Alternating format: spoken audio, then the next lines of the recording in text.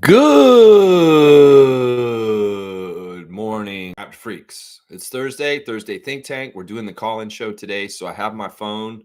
If you want to call me at any time during the stream today, I'll put you on the air. If you have access to the phone lines, which are posted in the Facebook chat, the Discord server, and in the members-only channel on this YouTube channel. So if you are able to see it, you are able to call me. And if you've able to call me before and you have it still, you can call me.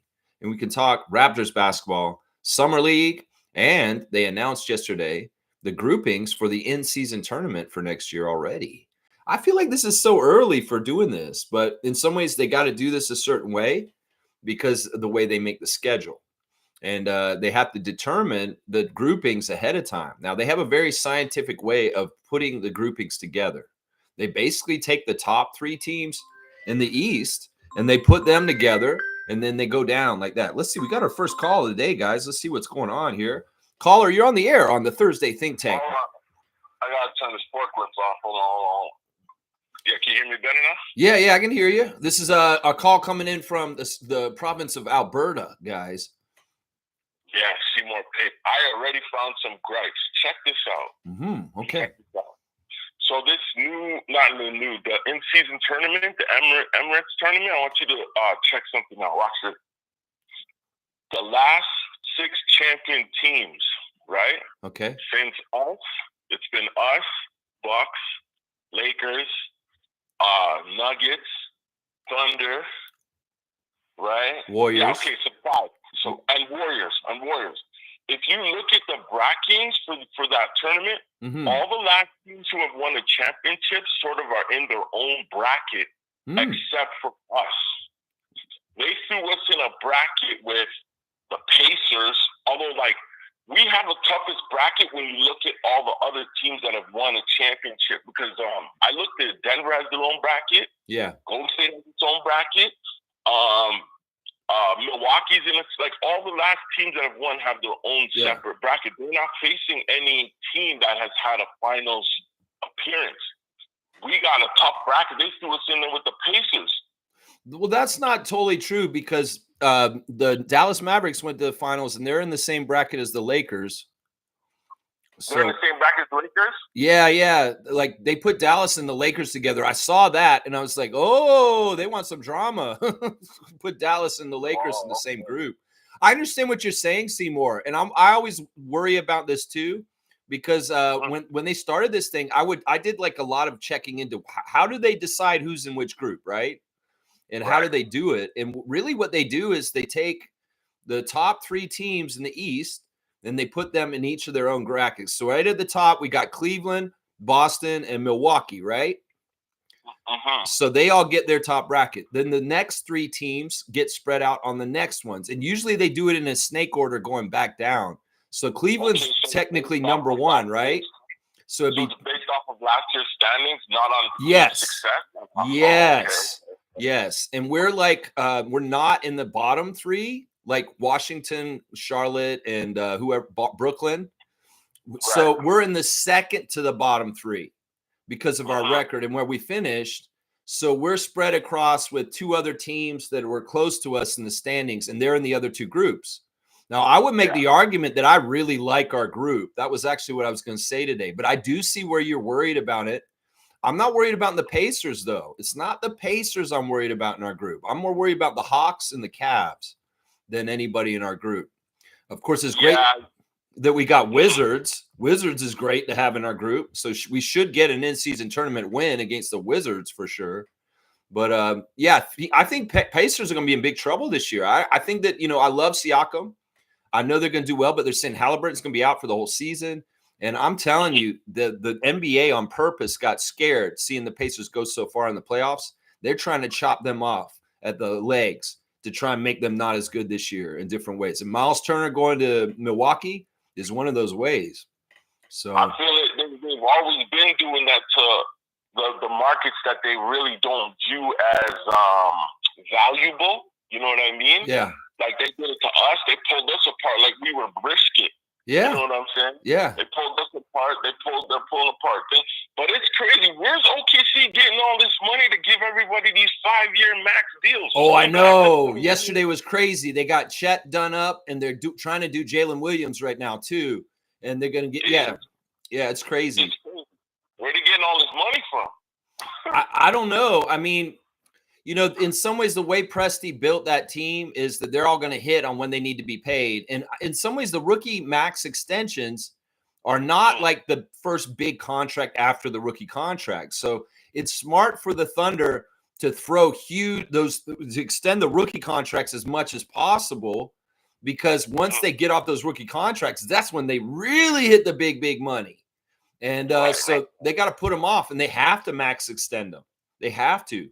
So, all right, I got 2 questions for you. Sure. I'm gonna jog your brain real quick here. Who's the only player to score 60 in the NBA Finals? The only player to score 60 points in an NBA Finals? Yeah. I believe that is Jerry West. No. Can I get 2 more guesses? I want 3. I want 3. You're in the right era. 2 more guesses. Okay. Is it Wilt? No. Okay. And I'm in the right era. Then it has to be somebody like I want to say somebody like Elgin Baylor. Yeah, you got it. On the third try, yeah! I knew it was that era, too. I knew it was back around Jerry West, Elgin Baylor era. And I knew it would probably be a Laker. I knew it wouldn't be a Celtic because they were a very balanced team. So, yeah, awesome. I like this. Good trivia, man. I like that. I got it on the third try. It took me a couple, but. I got one more for you. All right. What 2 teams don't play for a city or a state? I got them on this one. But what do you mean? What kind of teams? Are they NBA teams, college teams? Yeah, what NBA teams don't play for a city, don't play for a state? Oh, well, Toronto's one of them. Toronto plays because we play for a city. Yeah. They don't play for a city or a state. But if they play in a city, they play in a city. This is a weird riddle, man. I feel like I got you on this one. I feel like you're like in a fairy tale, and you're like the little the guy who comes out. If you can answer my riddle, you'll get the golden goose. Oh man, this is tough. All right. DC. All right, I got one more guess. You gotta get one of them. How many teams are there? It seemed like there ain't even one. There's 2? All right, these are teams that don't play for a city or a state. This is wild, man. Oh my gosh. Is it? I'm going through all the NBA teams and thinking about how they are, and I'm like, man, what is this, man? I was gonna say Toronto because of province, but they are a city, and I would say DC because it's a district, not technically a city. But it's why they play for Washington. Washington of the District of Columbia in the city of Washington. Yeah, that's true. Man, I think you might have stumped me. I'm gonna go with one more guess, and I am just gonna say the Golden State Warriors for some reason. I don't know. Is that right? Yeah, that's one. Yeah, that is one of them? Whoa! That was like one of those just like heave it at the half court and make it. And Brooklyn is the other because it's a borough. Oh, okay. So you're saying because Golden State jumped between San Francisco and Oakland, and they're technically called Golden State, which is the whole state of California? Yeah. Okay. And then Brooklyn's technically a borough. Yeah, Brooklyn's a borough. So those are 2 that don't don't play for a city, don't play for a state. That totally makes sense. Wow, Seymour. Wow, you stumped me, man. You stumped me on that one, man. That was good. Interesting. Yeah, man. All right, do I get the golden goose or not? I guess not. All right,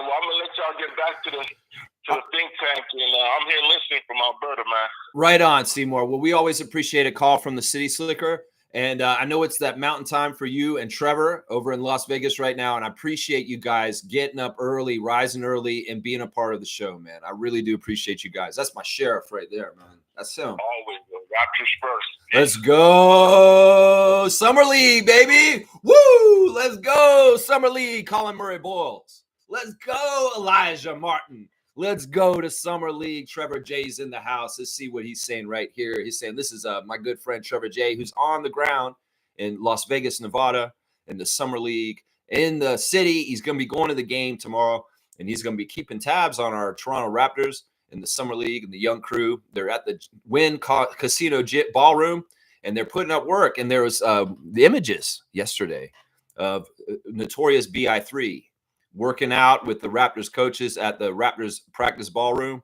Really, really nice to see the silky smooth left and right hand shots of Brandon Ingram in the commitment that this man's showing to the Raptors since he showed up last season in the trade is exemplary. This man is very much committed to coming back and being a badass again. I can tell because he's being present. He's being accounted for. And he's showing and he's putting in work. And I love it. I love that one of the first people we're seeing in that gym with the youngsters who are there for Summer League is Brandon Ingram. Brandon Ingram is in Vegas, and he is with the Raptors, and he is working his game out right now. And I love that so much. Trevor's here. Good to see Trevor. When we knew it's matured when we realized every situation does not mean a reaction. Sometimes you just got to leave people to do dumb shit. They do. Yes, Trevor. Yes. Unless it's impeding fascism that is getting worse and worse, we can't leave these dumb people to do what they're doing because they're going to destroy democracy. So in some ways, yeah, I'm with you on this. If people want to make their own mistakes and go off in their own lives and do this kind of stuff, and you don't even want to get involved, it's a dumpster fire. You can just say, okay, not my circus, not my clowns. You go ahead and do your clown work somewhere else in your life, and I'll stay out of this. For sure, I get this. And that is wisdom gleaned by the individual to understand when you need to actually get involved and you don't. And it's better for you to just walk away. So, yeah, Trevor J., thank you for your words of wisdom. Commissioner of Fun, Trevor J., I appreciate you, man. And I know you're up early, man. Oh, I know you're up early. Trevor's bringing up the WNBA this morning. WNBA wins for Connecticut over Seattle, Golden State over Indiana, Phoenix over Minnesota, and Chicago over Dallas. Angel Reese getting a double-double last night to make it 7 for the season. Yeah, she's quite the talent, Angel Reese. She's something else. Of course, she is on the All-Star team representing the Chicago Sky, the only representative of the Chicago Sky for their team this year in WNBA on All-Star. Let's go look at our league real quick. And I've got a great lead over JP. Cool Cat is losing to Kaz right now. Fiercey is beating our 2-time champion MK this week. James is losing to Kareem, and Logical Raptors Fanatic is losing to Edmund. If you end up losing to Edmund this week, Mike, I'm going to be laughing at you. I'm sorry, because that's really bad. And just a real quick note, both Fiercey and I at 6-1 have both already qualified for the playoffs. That's right. We have locked in our playoff spot for our WNBA Fantasy League already. So there you go. That's what's going on with the fantasy WNBA right now. Yeah, good action last night. A lot of fun in the WNBA to watch. Trevor's saying also the NBA came very early with the NBA Cup schedule to announce later. Yeah, this is insane. I understand why they do this, and I was starting to explain it earlier, is, they have to build the schedule for the whole entire season. And in some ways, the groupings, which Seymour and I were just talking about, they have to be determined ahead of time so that the schedule makers can make the games fit within the 82-game season, because we know the in-season tournament games count towards the 82. And it's a logic puzzle. It's the craziest logic puzzle in the world to do the NBA schedule. It's not easy. And in some ways, they got to figure out the in-season tournament groupings. And then they got to figure out who they want to play on Christmas Day. And they figured it out from there. They really do care about Christmas a lot. Like, that's the center of how they build the schedule. They really want marquee matchups on Christmas Day. That's why they make a big deal out of it. They said, oh, this is where it all starts from. And it's kind of bullshit, honestly, the overimportance of the Christmas Day games. And, that's how they build the schedule. And, they got to start putting it together. They'll announce the official schedule sometime in August, but they got to figure it all out. And I would say, once again, Adam Silver and the NBA, we want one game scheduled this way for this season, and that's the last game of the season. We want the Raptors to be playing in Toronto at Scotiabank Arena against the Sixers. And we want the Sixers to come and play their last game of the season in Toronto at the end of the year, because Kyle Lowry is going to retire. He's going to flip jerseys, and he's going to retire a Raptor at the last game of the season. And that, if you want to make that special moment, Adam Silver, you can make that happen. I know last season we got a special game put on the dunkiversary of Vince Carter's dunk championship in Oakland in the All-Star game. And, well, we want a special call on this one. We want Philly on the last game of the season in Toronto so that we can shower the love on the great GOAT, Kyle Lowry, as he rides off in the sunset after 20 years in the NBA, and he retires as a Raptor right on the court, right in front of us in the last game of the season. That's what you should do, Adam Silver. That would be high drama. That would be good for your league, trust me. And, yeah, it'd probably piss off some Philly fans, too, which will be fun. Just a little byproduct. It'll make it really, really fun there. Yeah, there you go. Trevor's saying CBL games last night, Montreal versus Calgary, the arena was packed. Evan Gilliard Jr., 37 points with 7 threes. That's my guy. I like Evan Gilliard a lot, man. As much as I did not like Kennedy Chandler, I loved Evan Gilliard on 905 last year. Because Evan Gilliard was a baller, and as the season progressed, he just kept getting better and better and better. So you go on then, Evan Gilliard, having a huge game in the CBL last night. And I'm hearing all kinds of feedback about how that game was just off the charts. You know, just fantastic stuff about the CBL is growing and people are getting more enthusiastic. And it's great because basketball is popular in all kinds of Canadian markets now. And, you know, places like Vancouver, Winnipeg, you know, Guelph, you know, they've got teams, and well, I don't know if the Guelph team's there anymore. Niagara, you know, these are areas where people would love to come and see games. Like even just going to the Scarborough Shooting Stars game that I went to a couple weeks ago, I can see how that part of Toronto out in the Scarborough area is served with basketball, having them at the Pan Am Center out there on Morningside. That is just fantastic. And the CBL, Montreal Alliance, all these different teams, they're fantastic for their communities and providing a professional basketball experience for those communities. And I love it, man. CBL is taking off in some ways similar to the WNBA. Not on the same level or anything, but it is definitely growing and getting more popular. And I love that. You guys keep going, CBL. And you know what? The way things are going, I'll probably be promoting you guys more and more in the future as time goes on. That's right. I will be. That's right. Evan Gilliard, I salute you, sir, for being a badass and continuing to grow your game in this past year. I love to see it. 37 points with 7 threes. Woo, Evan. I hope you're back on 905 again this year, man. Seriously. Can we retain him, please? Luke Wynn, can you call up Evan Gilliard and say, yeah, you want to come back and play in Mississauga again this year? Oh, man, I had so much fun in Mississauga last year. Yeah, let's get Evan Gilliard back as a backup point guard for the Raptors 905. Please, Luke Wynn, please, please, please. All right, let's see. Trevor's saying Las Vegas NBA Summer League starts today. Lakers versus Dallas and Spurs versus Philadelphia. It's funny how they put the Lakers versus Dallas right away. And they're going to put Cooper Flag in there against the Lakers and stuff like that. Yeah. Oh, man. Yeah, this year is going to be so weird. In some ways, I'm really excited for the Raptors. We have a good chance this year. We really do. Trevor's saying this is crazy. It's 5 a.m. in the morning. It's 5 a.m. for this guy in the morning coming in here and hanging out with us on the Raptor Freak chat, man. We love you, Trevor. Commissioner Fun. You're awesome, man. You're so awesome. Kaz is here. Trucker Kaz is in the house. Good morning, everyone. Good morning to you, Trucker Kaz. Hope you're having a fantastic Thursday so far. And over there, and the Kaz is over near Ottawa, I believe. He's somewhere over that direction of Ontario. That's right. Trevor's saying, if y'all haven't seen the Raptors photos throwback of the players, check it out on Facebook chat. Now, Trevor, you posted this. I'm going to go look at it. I looked at it a little bit ago. I'll look at it again real quick. This is fun. I'll do a reaction to the Raptors throwbacks. This is posted on North Swish, and they're throwing it back on Thursday with old pictures of the Raptors that play on the team. And then we got Brandon Ingram wearing a Stackhouse jersey. Of course, his mentor, as Monique pointed out to me and taught me back in the day, is Jerry Stackhouse. And, well, Brandon, as a young kid in North Carolina, was wearing a Stackhouse jersey as a kid, and he looks really skinny. Looks really, really skinny. He looks like he's a little shy. But, yeah, you know what? That man looks long already, and he's already got a mustache, and he's probably about 13 years old in this picture. Seriously, he's not that old in this picture. Let's see who's next in the throwback pictures. Y'all want to see him on North Swish. There's Emmanuel Quickly. Emmanuel was a sharp-looking young man, in some ways, you know, Emmanuel might have been a kid who might have gotten bullied sometimes, and he's tough for it. You know, his faith in God and his belief in himself has gotten through him all kinds of crazy times. Of course, Emmanuel was very privileged to be able to go to a very, very expensive prep school in high school and, you know, get a really good bouncing off point for his collegiate and NBA career from going to that school in Maryland. So yeah, Emmanuel's a cool kid. He looks cool. He looks like a kind of kid I would be friends with in school, is what I'm gonna say.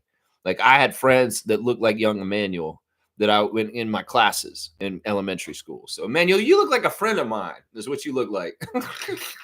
RJ's goofy, man. I'm just gonna say this right now. RJ is goofy in his picture as a young kid. He's goofy. In some ways, it's not his fault. You know, we have awkward phases. We all go through awkward phases, but yeah, RJ's got a pretty goofy picture in this montage of throwback pictures. But he's a cute kid either way.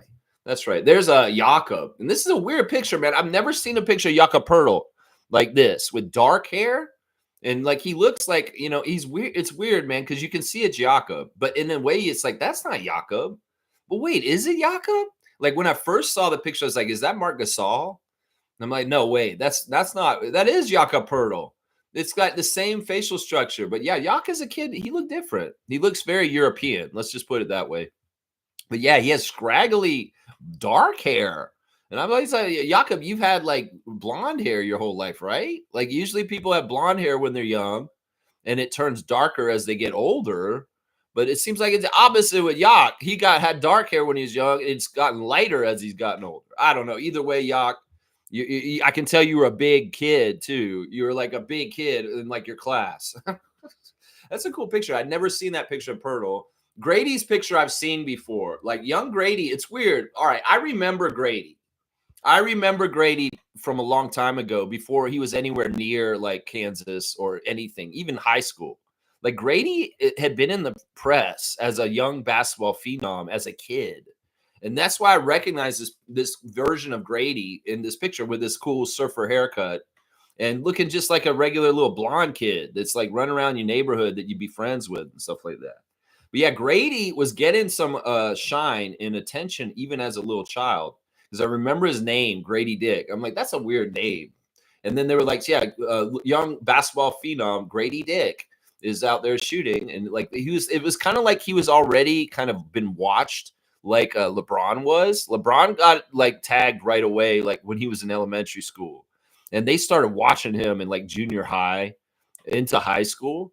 And so Grady kind of had that going on with himself. Like scouts and people were watching him at a very young age. So I had seen pictures of Grady at the age that he's in this picture already. And I think I first heard Grady Dick's name probably like right around the championship, guys, or just before the championship. And it's kind of crazy he's a Raptor now. I love it, though. I love it. Yeah, Grady is a little surfer kid. And then we got Colin Murray Boyles here. And this picture looks like it's from the 1800s. Like, what is this black and white looking like? This kid is, I don't know. Either way, I don't want to crack on Colin. It's just a baby picture. He's just a little kid. It's black and white. Let's see. Sandro kind of looks like David Saborin. I'm not going to lie. He looks like our former commissioner of trivia, David. It's like maybe Sandro could be like David's long lost, big, huge younger brother. You know what I'm saying? Like seriously, like there seems like there's some familial resemblance between David Saborin and Sandro Mamu. I'm just saying. And there's Elijah. Elijah looks like such a happy baby. He's like crying out and happy with a big smile. Elijah Martin. He's smiling because he's about to go dunk on 3 people at once for the Florida Gators. And then we also got Jamal Shed. And this isn't a kid's picture. I'm sorry, Jamal's already a man here. This man's got a real mustache already. And I'm like, this are throwback pictures? Like, y'all could have gone way further back with Jamal and found like a more kid picture. Because this picture of Jamal Shed looks like it's only from like 3 years ago. Let's just put it that way. This is not too much of a throwback here. The man has a full mustache. Come on now. Chris Boucher's baby picture is cute. We've seen this one of Chris Boucher. And I like that Chris Boucher is still involved in Raptor stuff. Hopefully will be continuing. But I'm telling you right now, he's probably not going to be on our team this year.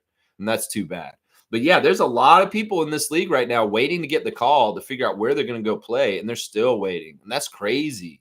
That's crazy. Him and Precious, then a couple other people are just waiting. They don't know what team's going to come and get them and want them on their team. It's a weird, weird time. But Chris was definitely a cute baby. Oh my gosh, he has the pudgy cheeks. That's what it's all about with Chris, the pudgy cheeks. And then Jamison Battle here, looking young and middle school Jamison. And he's got like already kind of got a mustache too. These guys are all trying to grow mustaches as soon as they could. You could tell. Yeah, Jamison, I would rather have seen a picture of Jamison Battle making his crazy monster faces as a little kid. Like, where's the funny, crazy faces? Young Jamison, just like his signature in the NBA now. There you go. We just did a reaction to throwback pictures of the Raptors. That was a fun segment, Trevor. Thank you for bringing these to my attention so that I could talk about them on here. If you guys saw that, that Kaz is saying, let's go Lex, Elgin Baylor. Yeah, man. I mean, seriously, I gotta, in some ways, I get a little worried when somebody poses trivia questions at me because I'm like, oh, Lex, you're doing trivia every Tuesday. You're the trivia guy for the Raptors trivia. And like, whoa, when they turn the tables on you, it's like, you got to show that your authority in this is good. And it's tough if you whiff and you don't sound like you know what you're doing. And if I'm cold answering a question like Seymour gave me, it's like, it can be very stressful. But I had to go rely on my old knowledge. And for some reason, I knew the person that scored 60 in the playoffs was somebody who was from the 60s. And it was not a recent thing. I thought about Jordan. And I'm like, well, Jordan scored 60 in the playoffs, but it wasn't in the finals. No, I don't remember him ever scoring 60 in the finals. I thought that Jordan might be the number one answer. But it was I determined, I was like, no, Jordan's too easy. And that wouldn't be an interesting question. So then I thought back and I was like, well, Jerry West, he was a big time scorer and sometimes had to carry those Lakers. So he was my second guess. I didn't say Jordan because I was pretty sure it wasn't right. But it wasn't West, but I was very close. It was his teammate, Elgin Baylor. But yeah, it's interesting that I said Jerry West, Wilt Chamberlain, and then it was Elgin Baylor. Yeah, that makes sense. That totally makes sense. Because in some ways, like I said, those Laker teams that were playing the Celtics in the 60s, they were very much superstar heavy at the top with Wilt, Elgin, and Jerry. And the rest of the team wasn't that good. And meanwhile, the Celtics in the 60s, they were like 10 or 12 deep with really quality guys that good starters. Bill Russell was their main player, but he wasn't an offensive player. He's very Scotty-esque. That's the thing. Bill Russell, Magic Johnson, these guys are considered two of the greatest players to ever play in the NBA, but they were not scorers. And people need to realize that when it talks to Scotty Barnes is that Bill Russell was more defensive oriented, getting rebounds and blocking shots and holding it down. And they won like so many championships because of that. So why can't people see why Scotty's a winning formula for the Raptors? Because, you got Bill Russell, then you can have Bill Sharman, Tommy Heinsohn, Bob Cousy, Havlicek, all these other guys around Bill Russell that are doing all the scoring and looking good. And Bill Russell's still contributing and winning ways, and they're winning Larry O'Brien's. So it's like, Raptors fans, get with it. Understand a star that doesn't need to score like Scotty Barnes is super valuable. And he causes dynasties like Magic Johnson, like Bill Russell. So, yeah, get your heads out of your asses on Scotty Barnes and understand that kind of build is really, really valuable. And you don't get them very often. I'm just saying, yeah. Yeah, let's keep going. Wayne's saying, morning, Raptor Freaks. I love this in-season group. I do too. I like it. It's interesting because each one of them we've had so far have been different. We have not had the same teams in our groups very often, which is fantastic. We have not had Atlanta in a group with us yet. We have not had Cleveland in a group with us yet. We've had Indiana. Indiana's been a group with us, but we haven't had the Wizards in a group with us. So there's only one team that we played in the in-season tournament in the past, and that's Indiana Pacers. And the other three teams, we've never played them before. And you know what? Honestly, if Cleveland is not totally right this year, I think they were going to be way better last year than this year coming up. And Atlanta's going to rise up. They may be the team that's the scariest in this group. I think that the Hawks may be the scariest. And then Cleveland may be real close. And then Indiana after that. And then Washington. But in some ways, if we're healthy and we're kicking ass, we can win our group. And we can be in the extra stages in Vegas for the in-season tournament from our group. I could see this happening. It's just that we've got to beat these teams. And, Cleveland, Atlanta, those will be the tough two right there. And Indiana will be no slouch. They seem to do really well in the in-season tournament also, obviously, because they got really far in it both times. Like they I don't know why. In-season tournament, maybe it's Rick Carlisle. He's like, we've got to take this very seriously. He gets his team together, and they actually do really well in the in-season tournament, the Pacers. They really do. Yeah, this is going to be interesting. Let's see. Wayne's saying, I love the in-season tournament group. OKC's ownership is doing the right thing and not worrying about money when you are making money. Rookie extensions are doable. Leverage later. Yeah. Yeah. And they're champs. So they just had an influx of money. And, this is why it's sad about what happened with us and after our championship is we did not reinvest to continue to try and win. And with Kawhi Leonard walking, that wasn't totally our choice because it's Kawhi's choice. And then, but Oklahoma City's smart. They want to continue to win. They're doubling down and they're extending guys like Chet Holmgren and Jalen Williams right now. That's right. That's right. UC's here. Good to see Raptor Freak UC checking in. Good morning, Raptor Gang. This has felt like a slow summer for some reason. Yeah, it's a little bit slow. I mean, we're right in the middle of it right now, July 10th. There's a full moon today at 4:36 today. Y'all check out the full moon. You won't be able to see it in the middle of the day, but there's full moon energy today. It's a good day for manifestation.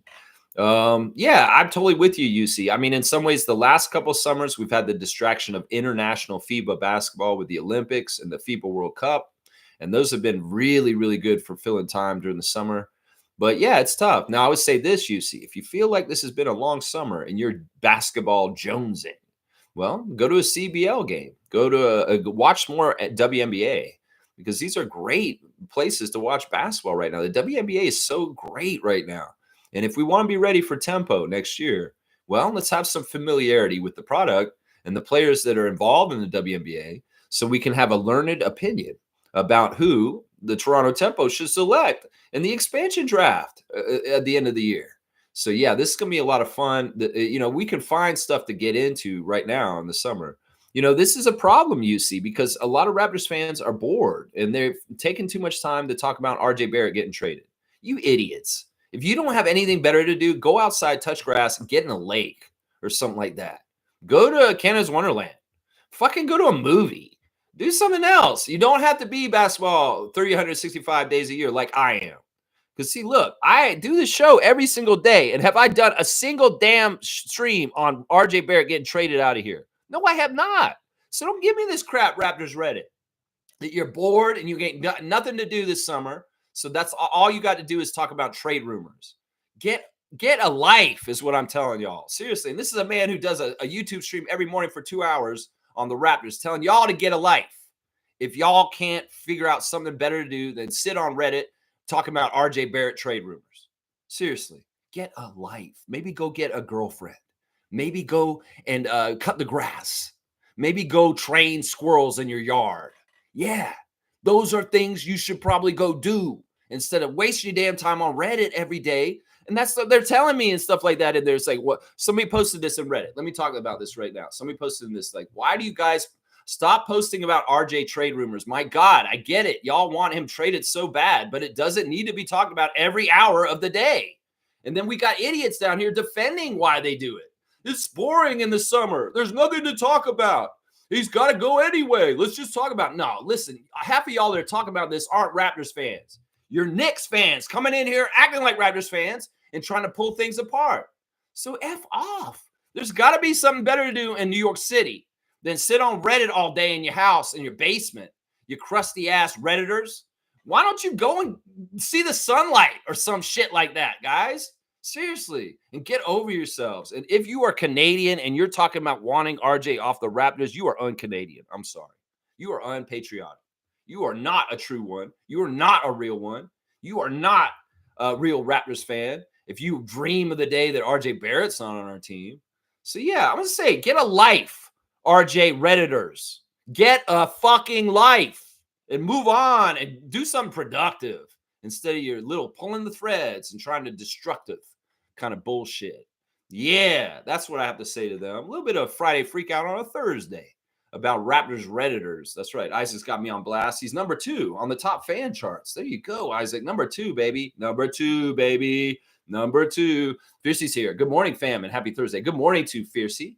And she loves hearing the man, the myth, the Seymour of the paper in his pocket. So he's making it. And he's telling us that free breakfast is still on right now, but it's limited time only. And Kareem, are you in the province of Alberta yet on your walk? I don't know. But Fiercey's saying good morning to Seymour Pape and him being on the phone this morning. Maybe Fiercey will be able to call me. I don't know. Maybe Fiercey can't get to the phone today because she's busy with work. We'll have to see. She is welcome to call me and espouse on any subjects that she would like to talk about this morning. That's right, MJ. I hope you're having a great Thursday. That's right. Watching BI in action, I was like, wow, we're finally going to see him in action with the main roster. The thing I liked about that clip was he's shooting with both hands. Yeah, that's the thing. People don't realize he's very ambidextrous, and he can switch from shooting with his left or his right in all kinds of situations.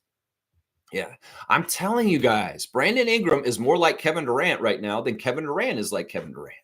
And we're going to see a guy on our team that's going to have a Kevin Durant kind of effect on our team better than Kevin Durant will for the Houston Rockets. I'm saying this right now. I'm going to predict this right now. And maybe Smooth Brown Man will be mad at me being a Rockets fan. But I'm going to say Brandon Ingram's going to be more like Kevin Durant on the Raptors this year than Kevin Durant's going to be like Kevin Durant on the Rockets.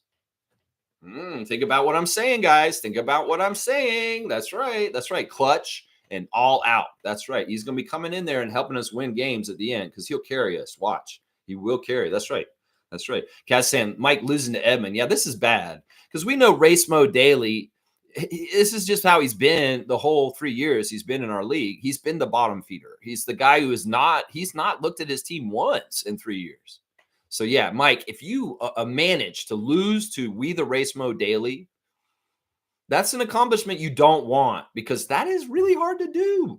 That is really, really hard to do because Edmund is not doing this. He's busy filming cars and running crews and doing his thing. And he's got boys and a family. And he's busy dude. He ain't got no time for WNBA fantasy. He has a team in the league, but he ain't done nothing with it. So, Mike, Logical Raptors fanatic, if you lose to him, what Kaz is, he's like crying and laughing about it. That's right. It's true. Fiercely saying Logical is clearly not adjusting his lineups before games because ain't no way he loses to Edmond. I know the people in the league understand this because this is just how Edmond has been. Edmond, he may not even realize he's in the league again. He comes in here, he's like, wait, Lex, I'm in the WNBA fantasy league still. He didn't even know. Oh, I wish he would play. I wish he would. Isaac saying BI, SB4, and Yak is pretty damn good. Big three. I just wanted to state the obvious. There you go. Isaac Campbell checking in from the nation's capital of Ottawa.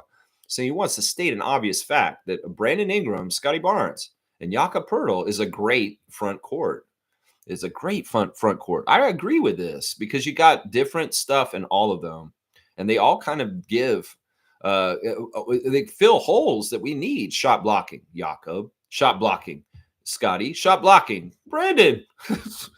Scoring in the paint, Scotty. Scoring in the paint, Brandon Ingram. Scoring in the paint, Jakob. But no, they do have different strengths and different things that they do really, really well. In some ways, Scotty will be the passer and Brandon will be the receiver. In some ways, Jakob will be the backup center, the backup defensive line, just in case somebody gets blown by. He's that shot blocker near the rim to stop as the last defense. You know, there's all kinds of ways. These guys are very different players, and they're going to give different, great, strong things to us. And I know that Scotty and Yak have a really good chemistry already. I'm excited to see how Ingram fits in the whole mix. I'm very, very excited about that. Fiercely saying, happy I'm in the playoffs. Year 2 of fantasy, baby. You know what? You have really blossomed, MJ. I got to say, coming from the mistake of the first year, and then next year you built on that. And now this year, look at you. You're up at the top with me, sitting up there as one of the top 2 teams in our fantasy league. 6-1 records, Fiercely. 6-1, both you and I. And I think the only person you lost to was me. So it's like you've beaten every single other person you faced in the WNBA fantasy other than me. And you'll get another chance to play me, I'm sure. And revenge me. We'll have to see. Yeah, I'm so proud of you. Honestly, you've been on a journey of development. That's right. And Cool Cat has too. I'm going to give it a lot of credit to Cool Cat because Cool Cat has also grown as a manager of her fantasy team also, and I see the improvements. She's moving up in the standings. You know, last year she was one of the teams really at the bottom. Well, she's in the middle of the pack this year, and she's going to be in the playoffs, which is great, which is fantastic. Cool Cat saying, "Good morning, Raptor Freak crew. Summer League time for our Raptors summer debut." Yeah, they're going to start the summer league tonight in Vegas, but the Raptors don't play their first game until tomorrow. We'll be playing the Chicago Bulls at 8 p.m. Eastern time. And I'll be watching it and reacting to it on Discord. So if you're in the Discord server, you'll have access to me talking about it. And you guys will be in there talking too, because we can all have mics and we can have discussion about what we're seeing during the Summer League. That'll be fun. Tomorrow, of course, will be a preview for the game. I won't have the refs because they don't give us the refs for the Summer League. But I will have the other stuff like the lineup news and different just setups for Raptors fans to be in the know about what to expect with the first Summer League game against the Chicago Bulls and Matas Buzelis and Noah Senge. And I'll have all the latest news on the teams and what to expect for the first Summer League game tomorrow. I love it. Cool Cat saying also CBL Arena has great attendance through the country. Love to see it. And also the support of our NBA Canadian players. That is really one of the beautiful things about the CBL is that it provides professional jobs for basketball players in Canada in localized markets. And one thing I noticed in researching the CBL is that a lot of the teams have homegrown local products on their teams. Like say the Winnipeg Sea Bears, they have like 5 players on their team that are from the city of Winnipeg. And it's very nice because in some ways they get to play in front of their family and friends in their home city. And that's fantastic. And think about that from a development standpoint of garnering more hotbeds of basketball growth in this country. You know, Montreal has been blowing up, obviously, with all the acclaim of Lou Dort and Benedict Mathurin and Chris Boucher. And, there could be other cities in the Canada that could all of a sudden become a hotbed of Canadian talent coming up. And Winnipeg Sea Bears being in Winnipeg is helpful to youth in Winnipeg to have something to aim for. If not, you're going to make it to the NBA. Maybe you're not going to make it to the G League, but you could make the CBL possibly if you're a certain talent level. And that could open doors professionally in basketball for all kinds of people. So I love that. I'm going to predict down the road, there's not just going to be one player from Saskatoon named Trey Lyles in the NBA, that we're going to have Canadian players coming in from across the country if we keep up the success of the CBL and the continued growth of the Toronto Raptors popularity and the Toronto tempo and the effect on the women's side also. So that's going to be exciting. And this is all good stuff. You love to see it. You love to see it. Yes, you do. Yes, you do. Reggie's here. Good to see our trivia champion, Reggie. He's on the trivia trophy. He got his name put down there. Smooth brown man. That's right. In reference to Brett Siegel. RJ is not long for the Raptors. There's a lot of smoke online from legit NBA insiders regarding him. It's becoming loud by the day, louder. Well, once again, I'll caution everybody that don't believe shit. Honestly, in some ways, they're not really poised to make a deal with him right now. If they do, I'll be upset and I'll be disappointed and I'll blame Ed Rogers. I'll tell you that right now. But no, I think the earliest that RJ gets traded, if he is going to get traded, is the trade deadline. And that won't be till next January or something like that. So, yeah, I don't want any of this. I hate this kind of news, Smooth. And you know what? Who the fuck is Brett Siegel? I don't give a shit who Brett Siegel is. He lives in the States, right? Yeah, fuck those people down there. They don't know jack shit about what Toronto's happening. They're going to just say this stuff. In some ways, this is warfare. It's information warfare. And it's just trying to, sway favor or opinion. And, they keep telling Raptors fans, oh, they're going to trade RJ. They're going to trade RJ. Everybody's going to be disrespectful and just kind of say what they've been saying. Well, I'm not going to fall for this shit. I don't care. In some ways, I stand with RJ and Emmanuel and whoever else. Until I see these people moved, I ain't saying nothing. And honestly, it's lazy that people that make content about basketball have to rely on trade rumors that are bullshit so much. I don't. And look at me. I've been running a stream every day for 1,400 days. And I have not once had to do trade rumors on this channel ever. So get a little bit more original with your content creators. And maybe, You could be more bona fide in what you're doing, is what I'm saying, man. Yeah, they can make it loud as they want. I'm not listening myself, and I'm telling them to shut the fuck up. And Redditors, seriously, y'all can find better things to do. And people on there saying, well, this is what we do on Reddit. We just we talk about whatever we want. That's what this place is for. Yeah, well, you're also little shits, and you should go find better things to do with your time. How about that? That's probably the better thing right there. If you're on there in a positive way on Reddit, you're my guy. I like you. But if you're on there being a little toxic shit, go get a life, is what I'm telling you, Raptors Redditors. Yeah.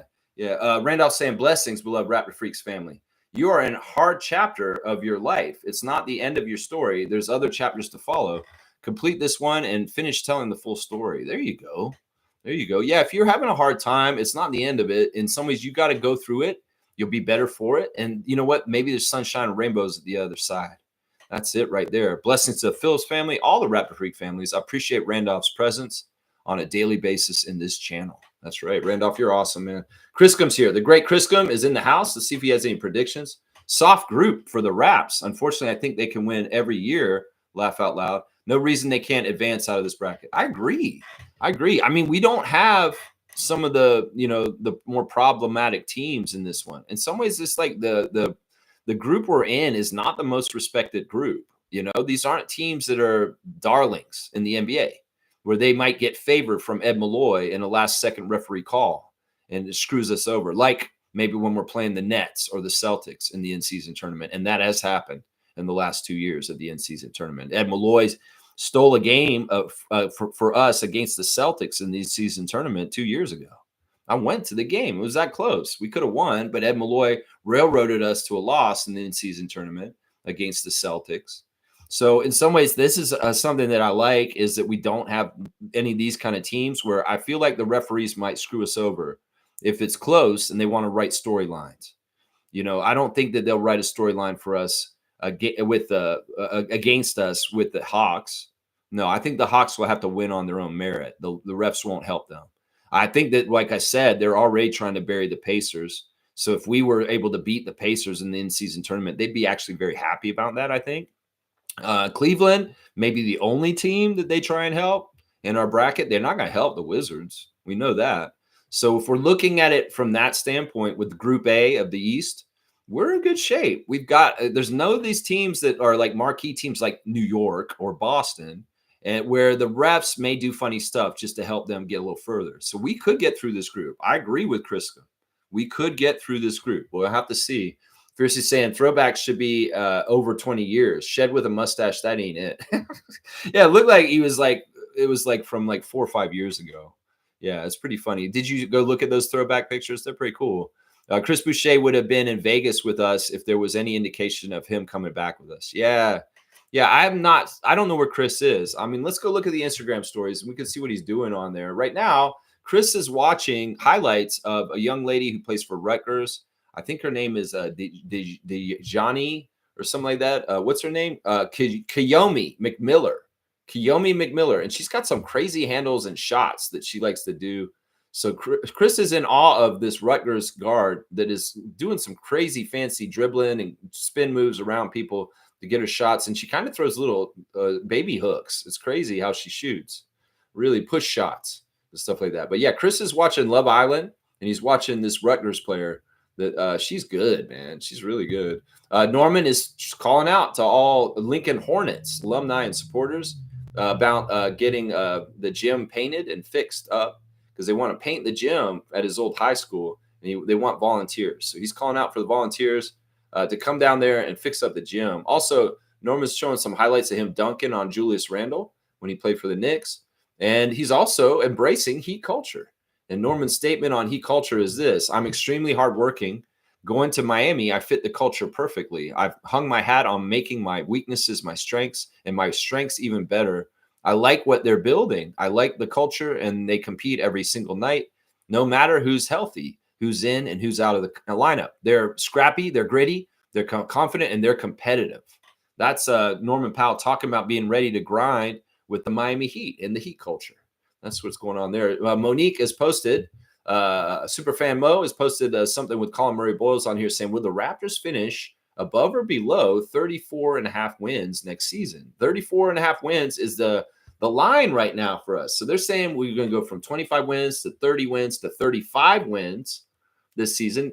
What's the over-under on that, Raptors fans? Do you think we'll go over or under the 35 wins? I'm going to go ahead and put a poll up right now, and we'll see what you guys think. Over or under? Let's see. I'm going to put over and under, and we'll say Raptors wins. Raptors wins 34.5. And then, yeah, over or under. All right, y'all, go ahead and answer the question. We can have the poll today. Are we going over or under 44.5 wins for the season? Yeah, I see those votes going in right now. People are hitting it up already. There you go. Yeah, I have a strong feeling that the Raptors will be above 500 team this year and that they'll get at least 42 wins, if not 45. That's my educated opinion. So that's over right there. That's over right there.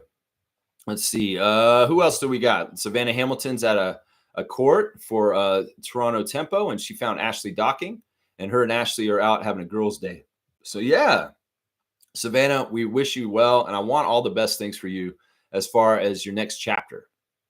I wish you were still working for the Raptors, but maybe you'll be working for the Tempo. We'll have to see. It was Nab Bhatia's birthday yesterday, and they had dances for him, celebrating Nab's birthday. Very, very cute. His daughter dancing for him on his birthday. Very, very cool. There's a picture of him on the sidelines, and they're saying, a lot of birthday wishes for a super fan Nav yesterday. So happy birthday once again, Nab Bhatia. Very, very happy to see you there. They did the NBA paint guy with the Raptors, and they made the goofy little logo with the dinosaur. And they changed the Raptor to red, and he's not scary, and they made him scary. And he has a wicked crossover, is what they're saying also. So NBA Paint doing their treatment to the Raptors logo with the fierce Raptor. It looks childish, but anyway, it's cool. That's what was going on yesterday with the Raptors admin. There's announcing the East Group A. I like that we're Group A, guys. We've been Group C, but we're Group A this year. That's right, with Cleveland Cavaliers, Indiana Pacers, Atlanta Hawks, and Washington Wizards. And so Southeastern Division heavy, and also Central Division with Cleveland and Indiana, two rivals from the Central, and then two Southeastern teams, and then just one Atlantic Division team with us. So we're kind of playing against other divisions in our in-season tournament group. Jamal Shedd's showing some pickup games, and it looks like he's out there tossing alley-oops to somebody. That is not from Summer League, though. We'll have to see what happens there. We got to see. It's Texas Pro Academy is where that is. Grady Dick is at Optimal Performance, and he's putting them on blast with his Raptors sweat on. He's saying Optimal Performance. He endorses it. If you're in that area of Kansas, I'm pretty sure it's in Kansas, you can go get your performance optimized at Optimal Performance. Look at that, Grady. I did a little advertisement for you. I'm doubling down on your endorsement and projecting it further into the ethos. There you go. Gary Trent Jr. is welcoming back to the Bucks on his new deal. Coming back. It's not as big as he hoped again. And in some ways, he's in a tough spot in the NBA as a certain place. Draymond Green coming out yesterday and blaming CJ McCollum for the issues with the middle class in the NBA and the pay that people aren't getting. Straight up called him out on the podcast and said, it's CJ McCollum's fault, this apron shit, is what he's saying. But yeah, Gary is getting a welcome back post for the Milwaukee Bucks, coming back under contract with them again this year. Toronto Tempo is posted emoticons and stuff like that on theirs. And there's Teresa Resch at a game with the thumbs up wearing her signature jacket, the Toronto Tempo jacket, which she kind of made famous from the start. So yeah, I'm excited, man. More and more, I'm really starting to love Toronto Tempo. And I have no idea who they are yet. It's great. I already love the team, and I don't even know any of the players. Wubbs is doing a Wubbs dance down the sideline on his Instagram. Look at him in the Raptors hoodie, and he's just kind of getting jiggy with it. That's kind of what he's doing there. Jonathan Mobo is celebrating a guy who went to San Francisco with him, who's on the Summer League team for Miami. So he's very, very, very proud of one of his former teammates from San Francisco, who's on the Miami team right now. Siakam is at a soccer game somewhere, and he's taken in. But look who he's with.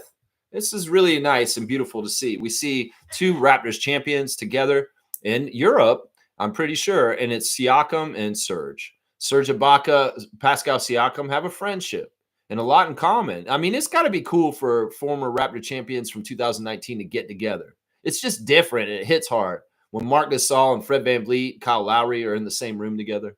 I'm just saying. So seeing Siakam and Ibaka hanging out yesterday, taking in a soccer game together, that just warms my heart. Seriously. And, you know, they've experienced something together that they'll share for the rest of their lives. And some of these people just won't know it like they know it. So it's like Siakam can talk to Ibaka. And you understand what 2019 Toronto Raptors championship was and felt like because you were there and you were in it with me. So I love that. I love that. Seeing our Raptors champions reconvening and seeing each other. Now, Ibaka just got out of a big contract in Europe. He forced his way out of the Barca contract, and he's kind of a free agent all of a sudden right now. So we'll have to see what goes on with Serge and his next move. Emmanuel quickly is showing more highlights of different kinds of games. He's saying, goodness, oh, wait, this is some dribble master guy. I don't know who this is. Tez Mathis. So he's putting him on blast right now. Scotty is putting on blast the new business venture for Brian Macon. Brian Macon has opened up a brand new facility called the Gem. And the Gem is a place where Brian is going to call his home base for training people. And it's in Port St. Lucie, which is over on the other side of the coast of the Florida of the state, over on the Tampa, Sarasota, Fort Myers side of the state, away from Palm Beach and Miami. So Brian Macon has opened a new facility called the Gem, and he is the director of it. And of course, Scotty's putting on blast his trainers' brand new facility. And good for you, Brian. I wonder if your health problems recently were that you were just getting really stressed with the new project and opening of your new facility. So whatever it is, Brian, we wish you the best health and recovery from your heart attack that you had in the last month or so. But it's nice to see you get your place open, and really nice to see Scotty supporting you also. So yeah, the Gem is open now in South Florida, and that's Brian Macon's place. Kelly Olynyk is putting on blast this guy in the NFL who's on the Ravens, who is supposed to be a draft bust, but now he's going into year 12 in the NFL. And it's the biggest lesson: trust yourself completely. No matter what life throws at you, keep pushing. Yeah, and Kelly's saying it's really inspiring, dog. The grind is real, but the success is earned. Yeah, you know, Kelly, in some ways, he's just got to trust his path. Okay, I'm on Washington. Whoa, I'm not on Washington anymore. I'm on San Antonio. Thank God. Thank God. Eugenio Marui, his story is no longer available. So there you go. There's the Instagram stories for this morning. Congratulations to Brian Macon on opening the Gem this week. Yeah, it's really, really big deal, man, getting that going there. Yeah, getting the Gem. Oh, everybody's saying 100% over for the prediction for the wins for the Raptors this year. I love it.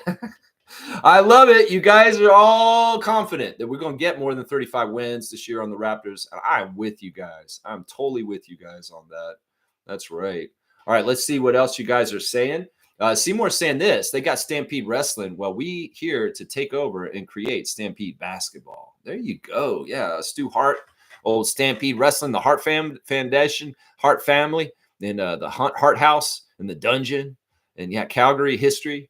Maybe the most famous Calgary family in the world is the Hart family. And yeah, you're building that Stampede Basketball with the Calgary Surge and the CBL, getting more and more people down at the game. Seymour, have you gone to the Surge games yet? You got to get down there and get that CBL action. That's what I'm saying. Trevor J saying 3 teams to win Summer League are Raptors, Jazz, and Golden State. This is true. They came out with the odds on who the favorites are to win Las Vegas Summer League, and the Jazz are the #1 favorites. Now, they went undefeated in the Salt Lake City Classic, guys. They won all their games in the early Summer League part that already happened. So they're kind of the favorite to win the Summer League. But you know who's second on the list to win the Summer League? Our team. That's right. The Raptors have the second best odds to win the Vegas Summer League, according to Vegas. There you go. So let's go. Warriors are third. So yeah, we're second ahead of the Warriors to have the best chance to win this Summer League we're about to start tomorrow. So yeah, I like the odds. I like that. I guess they're seeing the continuity in our roster of having 10 returning players from the Raptors organization coming back to play out of the 16. That a majority of our team has played together already, and they're keeping that into the factors, the favorability to win. And I like that. Cool Cat saying Siakam and Ibaka hanging out at Real Madrid World Cup semifinal. Love to see our champs hanging out when time permits. I love that too, Cool Cat. I love that so much. And I mean, that bond is always there forever. And I'm going to give Cool Cat a dunk for loving it like I love it. I mean, when I saw that yesterday, I was so happy. I was just so happy to see Ibaka sitting with Siakam. I was just so happy. It just made me really, really happy. Really, really happy. Trevor's saying Golden State Valkyries look dangerous as a first expansion team. They're kicking ass. You know, they have an unfair advantage in some ways. If we had come in with them this year, which we should have, Ed Rogers III, FU, you know, they wouldn't be so good because they would have had to share expansion draft picks with us. But because they came in by themselves, they had the pick of the litter from the rest of the league. In some ways, that's annoying because it's they're building in a favor for the Golden State Valkyries already. And it's showing in their first year that they're very successful so far. Now, next year, when we come in, we're supposedly coming in with Portland.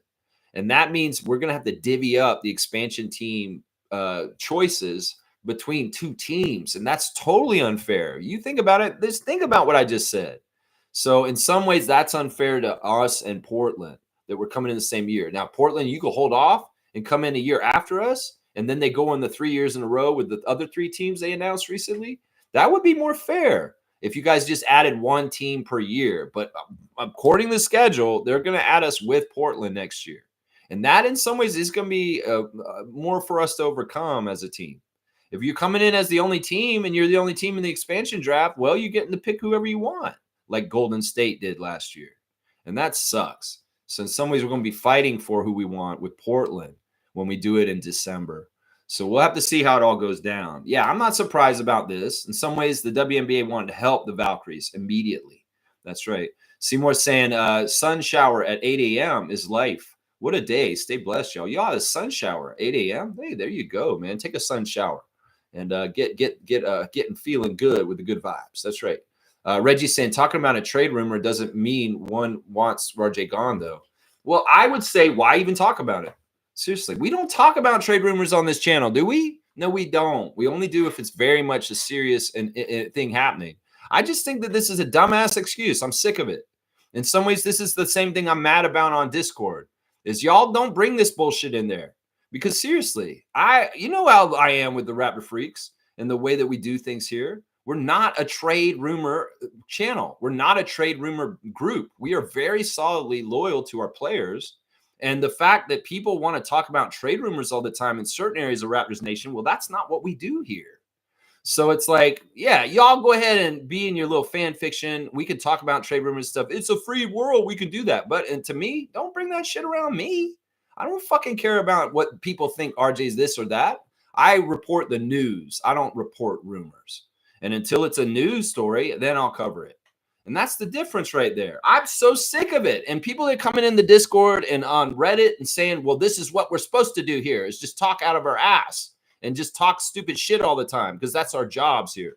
No, it's not. Go find a hobby. Go do other shit. If you have too much time on your hands, if you're spending a majority of your time just bouncing rumors around on social media, you need to go get another hobby is what I would tell people.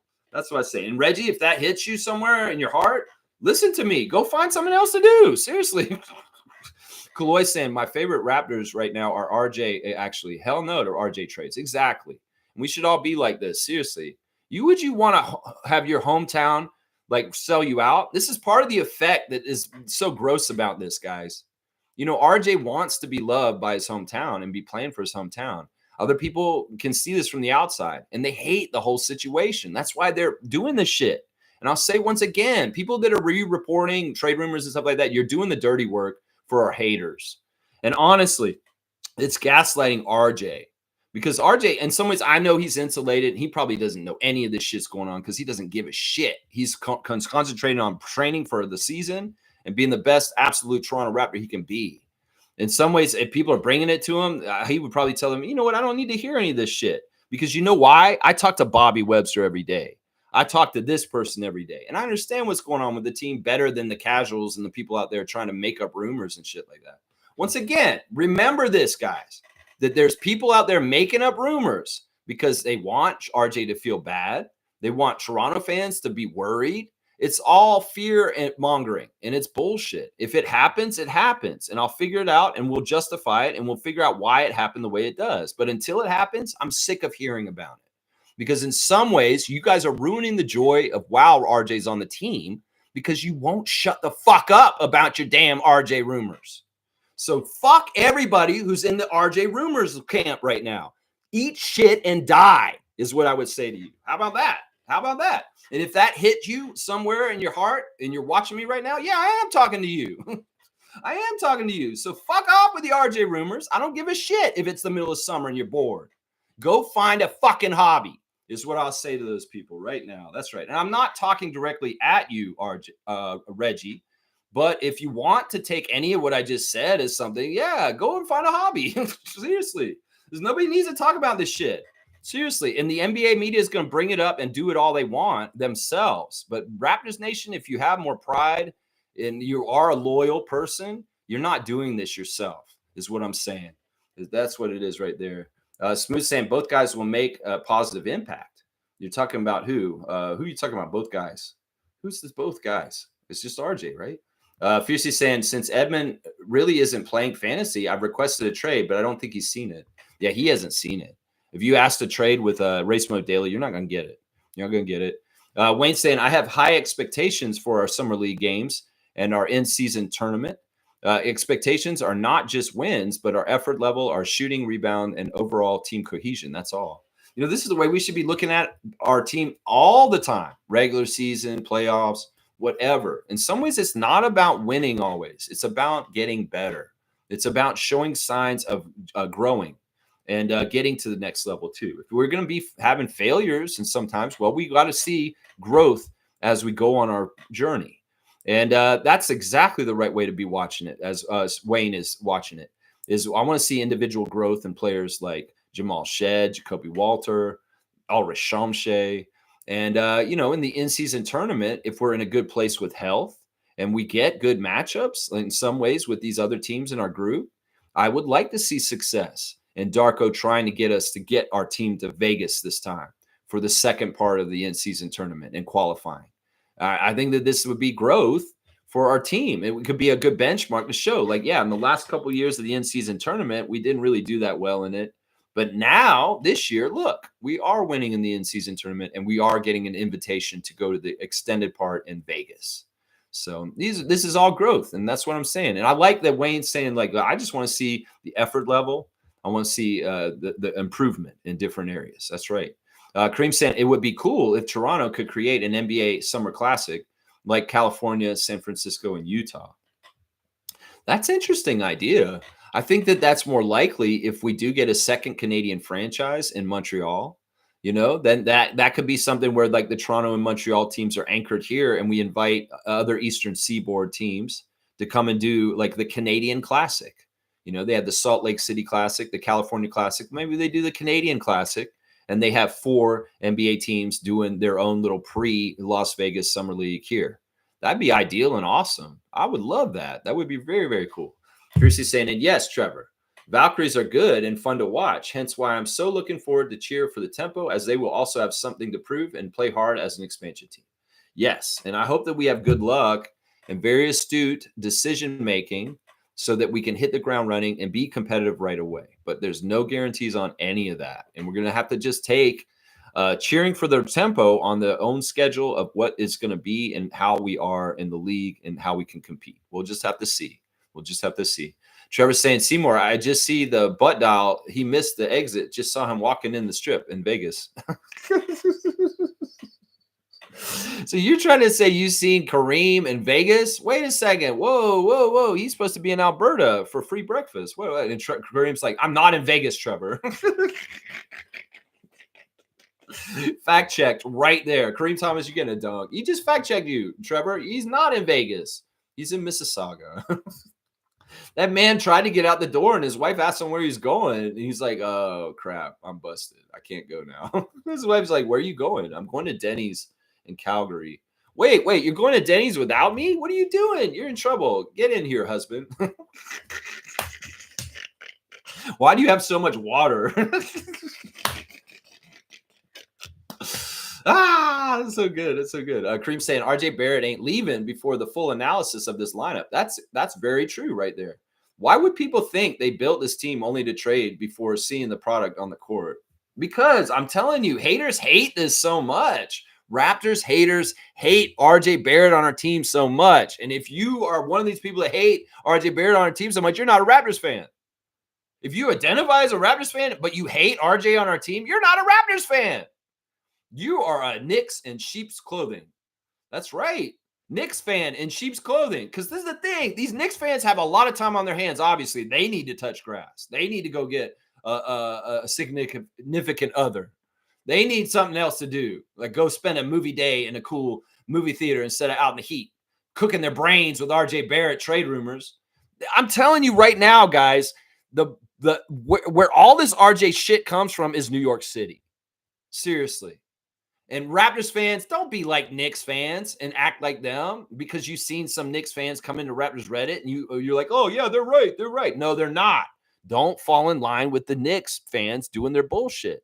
They are so jealous that RJ Barrett is working out on the Raptors, guys. They saw him as a fail on their team, and they hated him for a while. They were so nasty to RJ. There's people that have anger towards RJ in New York City. So there's people that really love him and they're loyal to him and they think he's an amazing player too. But there are people there that never liked him. And they're continuing that at this point. And the Raptors nation that is falling in with them, you are idiots once again. So protect RJ. Stock him up. He's one of our own. And understand that New York fans are jealous because he didn't work in New York, but he's working in Toronto. And they hate that. They hate that so much. That he would work in Toronto better and play better for us and be happier here. All these things. They hate it so much and they can't stand to see it. So they come in toxic ways on social media and y'all are falling for it once again. Whether it's Scotty and saying, oh, sloppy Barnes, whether it's RJ and trade rumors, y'all are falling for our enemies' bullshit and you're parroting it yourselves. So if you are a self-respecting real Toronto Raptors fan, don't be duped by the shit I just described. Seriously, can you understand what I'm saying? Knicks fans hate RJ, and they are making up this shit and coming after him after the fact because they can't stand how perfect it is for him to be on Toronto. They can't stand it. They're haters, and they can see it. And they're, I hate it so much. I better get on Raptors Reddit and start posting shit like RJ needs to go right now. Why can't any of y'all see this, you fools that are falling for this crap? Seriously, sure, you can talk about money this, money that. But as they've said, it doesn't have to be RJ that fixes the cap and gets us under the tax by the end of the year. There are multiple different players that can be moved from the Raptors this season to fix this problem that everybody's so worried about. And it doesn't have to be RJ. The fact that they're very much zeroing in on RJ for this tells you all you need to know is what I'm saying is true. So seriously, I'm pleading with you, real Raptors fans and nation. There's no reason to engage in RJ Barrett trade rumors. If you're doing this, stop. I'm kindly asking you to stop and go get another hobby. Get into Summer League. Feel great about the Raptors and talk about Brandon Ingram and Scotty Barnes. But stop this shit just because you're bored and it's the middle of summer and your excuse is, oh, this is what we do because there's nothing else to do. Find something else to do. How about that? Find something else to do. It's the middle of summer. The beautiful weather is outside. It's going to be cold and snowy in the winter, and you're going to wish you were outside instead of sitting on your computer typing on Reddit. So that's what I say to that. All right, let's go. Seymour's laughing at Trevor, and Seymour's saying, yo, I know Kareem has something cooking. Something cooking, yeah, we'll have to see. Kareem's saying, I'm lost somewhere between Yellowknife and none of it. I left my house in a T-shirt and shorts. Pray for me.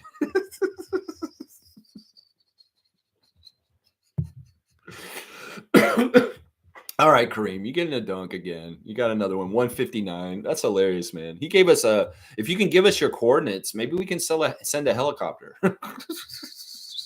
Give us your coordinates. Maybe we can help you, man. Smooth saying, Denver hoping that time will heal with JV, will not terminate his NBA contract. Yeah, this has turned into something crazy. All right. Basically, at this point with the Nuggets and Jonas Valanciunas is the Nuggets are not trying to let him go. Now, it's funny because the barrage of Pantheokos fans is coming at Nuggets Nation right now. We were a little familiar with this with Sasha Venchenko a couple summers ago. That they really are an active, crazy fan base, those Greek fans. And they are coming at Denver people right now. And in some ways, that's where the popcorn eating is. Oh, watch this. Greek fans fighting Denver Nuggets fans in the chats around Jonas Valanciunas posts. And like, it's still like he gave a verbal agreement to Greece. But in some ways, it's like, I think, what was Jonas's quote? He said something like, we're going to get together and work it out. It is what it is right now, but we're going to work it out. And it sounds like, Jonas, he's not really an abrasive person. He's a very easygoing guy. It sounds like what's going to happen is he will play the last year of his contract with the Nuggets this year and be the backup for Jokic.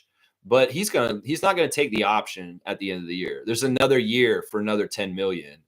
But he's going to get to Europe somehow, some way. But it sounds like he is going to probably come and play for the Nuggets at this point, but not because he wants to. No, he definitely doesn't want to play for them, and that's not where he wants to go. He'd rather be playing in Greece. But if he's contractually obligated, well, he's not really an abrasive person. He's not going to cause a fuss. He'll come and do it if you really want it. And then now Nuggets fans are like, well, if he doesn't really want to be here, we shouldn't have him here. Let's just forget about him and go get Al Horford. That's what Nuggets fans are saying otherwise. Yeah, I mean, seriously, it's not a real vote of confidence that the dude doesn't even want to be there, and you're all going to make him force him to be there? I don't know. Relationships like that, where you force someone to be around you, that's not usually a good energy or the way it should be. Yeah, so either way, I think the Nuggets are screwed. They can get him, but in some ways, they may be smarter to just let him go and use that money in the MLE and get somebody who's way more happier to be there. Seriously. But it does look like Jonas is going to have to report to Denver, is what it's looking like at this point. Kaloy's saying 45 wins. I like that. That's a good prediction. Dan Rowe is here. Good to see Dan Rowe. Every day, 9:30 a.m., we're talking Raptors on the Raptor Freak channel. And today's the call-in show. So if you have access to the phone number, you can actually call in and get your voice heard on the show. Dan, good to see you. If the team is healthy, easy over. Yeah, if the team's healthy, I see us as a over 500 team. And definitely, possibly even a straight-up playoff team. Now, ESPN thinks that our best ceiling is a play-in spot, but I don't believe that. I think that the East is taking a downturn. It looked very strong at the beginning of last year, but it's changed. There's a lot of serious injuries in the Eastern Conference this year, and this is a ripe time for the Raptors to take the elevator up in the standings in the Eastern Conference. So I see what you see also, Dan. I do. 47 and 35 at the minimum. So Smoot's going to say 47 win season. I like that. That sounds great to me. UC saying 42 and 46 wins is my personal prediction. Well, that is too many games. UC. We only play 82 games. So it would be 42 and 40 would be your record if you want to give us 42 wins. So it'd be 42 and 40, and it'd be a winning record. G saying Edmond has a good team. I remember Lex being agitated with it because he wasn't even trying. Yeah.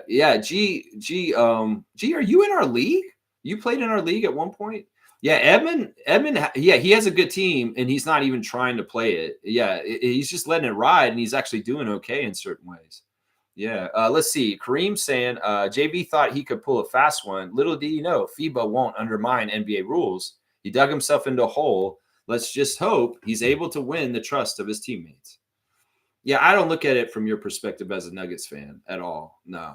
JV's been in the league for so long. JV's like a duck with water off his back. I don't think this will be an issue. JV's a professional. If the coach, David Edelman, and Nikola Jokic and the people at Denver are like, yeah, you're a professional, right, Jonas? Yeah, I am. Are you going to play for us? Yeah, I'll play for you guys. Okay, it'll be fine. No, there's nothing like this. JV did want to go to Greece. That's obvious. His wife wants to be in Greece. There's a family reason why he wants to be there. They're on Blue Skies. We've got Josh Lundberg saying this, and this is his opinion on this whole Jonas Valanciunas situation. is what he said here. Let me find it. Hang on. I'll go to Josh's Blue Skies page. He's saying this basically. No. Would love to see JV back up Jokic and compete for a ring in Denver. But having watched the big fella grow into the player and the man he is today, I mostly hope he does what's best for him and his family. Whatever it is, he's had a great career, and this can't be overstated. It is really a good dude. He's a really good dude. I used to tell JV he was born a decade or two too late. In another era, he would have been a superstar on size and skill alone. Instead, he's had to work to survive and thrive in this league. They asked him to get bigger and stronger. They asked him to get leaner and quicker to shoot threes, and he did it all. All of that is to say, if the man is done with the NBA, he's earned the right to play wherever he wants to play and wherever will make him or his family happy. I'm totally on the same page with Josh Lindbergh here. Seriously, he has earned the right to play where he wants to play. And honestly, like, you know, if money isn't anything to him, they should allow him to rip his contract up and walk away. Seriously, I give all the power in the world to those Greek fans that are coming at Denver Nuggets Nation right now. You go on and get him loose with your harassment, your crazy ass calls for the gods of Olympus to come down and strike on the Denver Nuggets until they give your coveted player to them. They are crazy over there. Let's just put it that way. The fans of the Greek team are nuts, and they are crazy on social media. You want some entertainment, go and see the social media war between Nuggets Nation and the Greek team's nation. We had it a little bit with us and Veshenkov, but we didn't care about Veshenkov coming here. Raptors fans didn't give a shit like Nuggets fans are in this situation. So we were kind of like, okay, Greek guys that are weird and here all of a sudden talking trash about Sasha Veshenkov needs to be coming to Greece. You can have him. We don't care. We don't want him in some ways. And then like Masai was a G, and he was like, yeah, we're not paying you jack shit. We're ripping up this contract and you can go. And we got a whole bunch of money on our salary cap, and things worked out in that way. We did dirty work for Sacramento that Sacramento couldn't do. And it seems like Denver doesn't understand how to do this dirty work for Sacramento in this instance. So it's kind of funny, man. Those Greek fans are funny to me, seriously. But they were crazy when they were coming at us too. They come in full effect. Let's just put it that way. They come in full effect. Those Greek fans. That's right. That's right. Let's see. Kareem saying to think NBA FIBA Denver. Hang on, it jumped. Would open this Pandora's box is absurd. Who's his agent? Fucking dummy. You know, in some ways, it's Jonas's fault. He should have understood his own contract before he's trying to do that. I mean, it could also be like, all right, this is how it went down, honestly. Jonas was in Europe earlier this summer, and he was just hanging out in the off season. And he was like around some games in EuroLeague.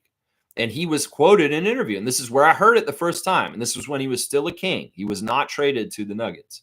He said, I'm enjoying being in Europe so much right now. I think I just want to stay and play in Europe. That's his quote. That's what he said like 2 months ago. And now, you know, he got traded. You know, in some ways, maybe Sacramento would have been able to be like, yeah, we don't care. We'll cut your contract and you can go. But Denver's all butthurt about this and getting all upset about it. You know, I think Jonas has the intention to really want to be in Europe. And Denver's not very nice for not allowing him to go. Seriously, that's my personal opinion. But I have no proclivity or allegiance to the Denver Nuggets. I'm sure Nuggets fans are all bitching and pissed off and shit like that. I understand. But to me, who knows what it is? It could be his wife, happy life. She wants to be back in Europe. It could be that he has an elder family member that is not doing well health-wise and that he wants to be closer to them. And that's part of the reason why he wants to go. I can speculate all the reasons family-wise why Jonas needs to go there. And in some ways, I'm going to paint the Denver Nuggets as the bad guys. I'm sorry. If they're going to hold his feet to the fire and not allow him freedom to do what he wants as a human being with free will. Yeah, I mean, we can blame his agent. We can blame the contract that he signed with the Washington Wizards for $10 million a year or so ago. Yeah, we can blame a couple different things. But ultimately, are we not free men and women that live on this earth that should have free will and to decide our futures?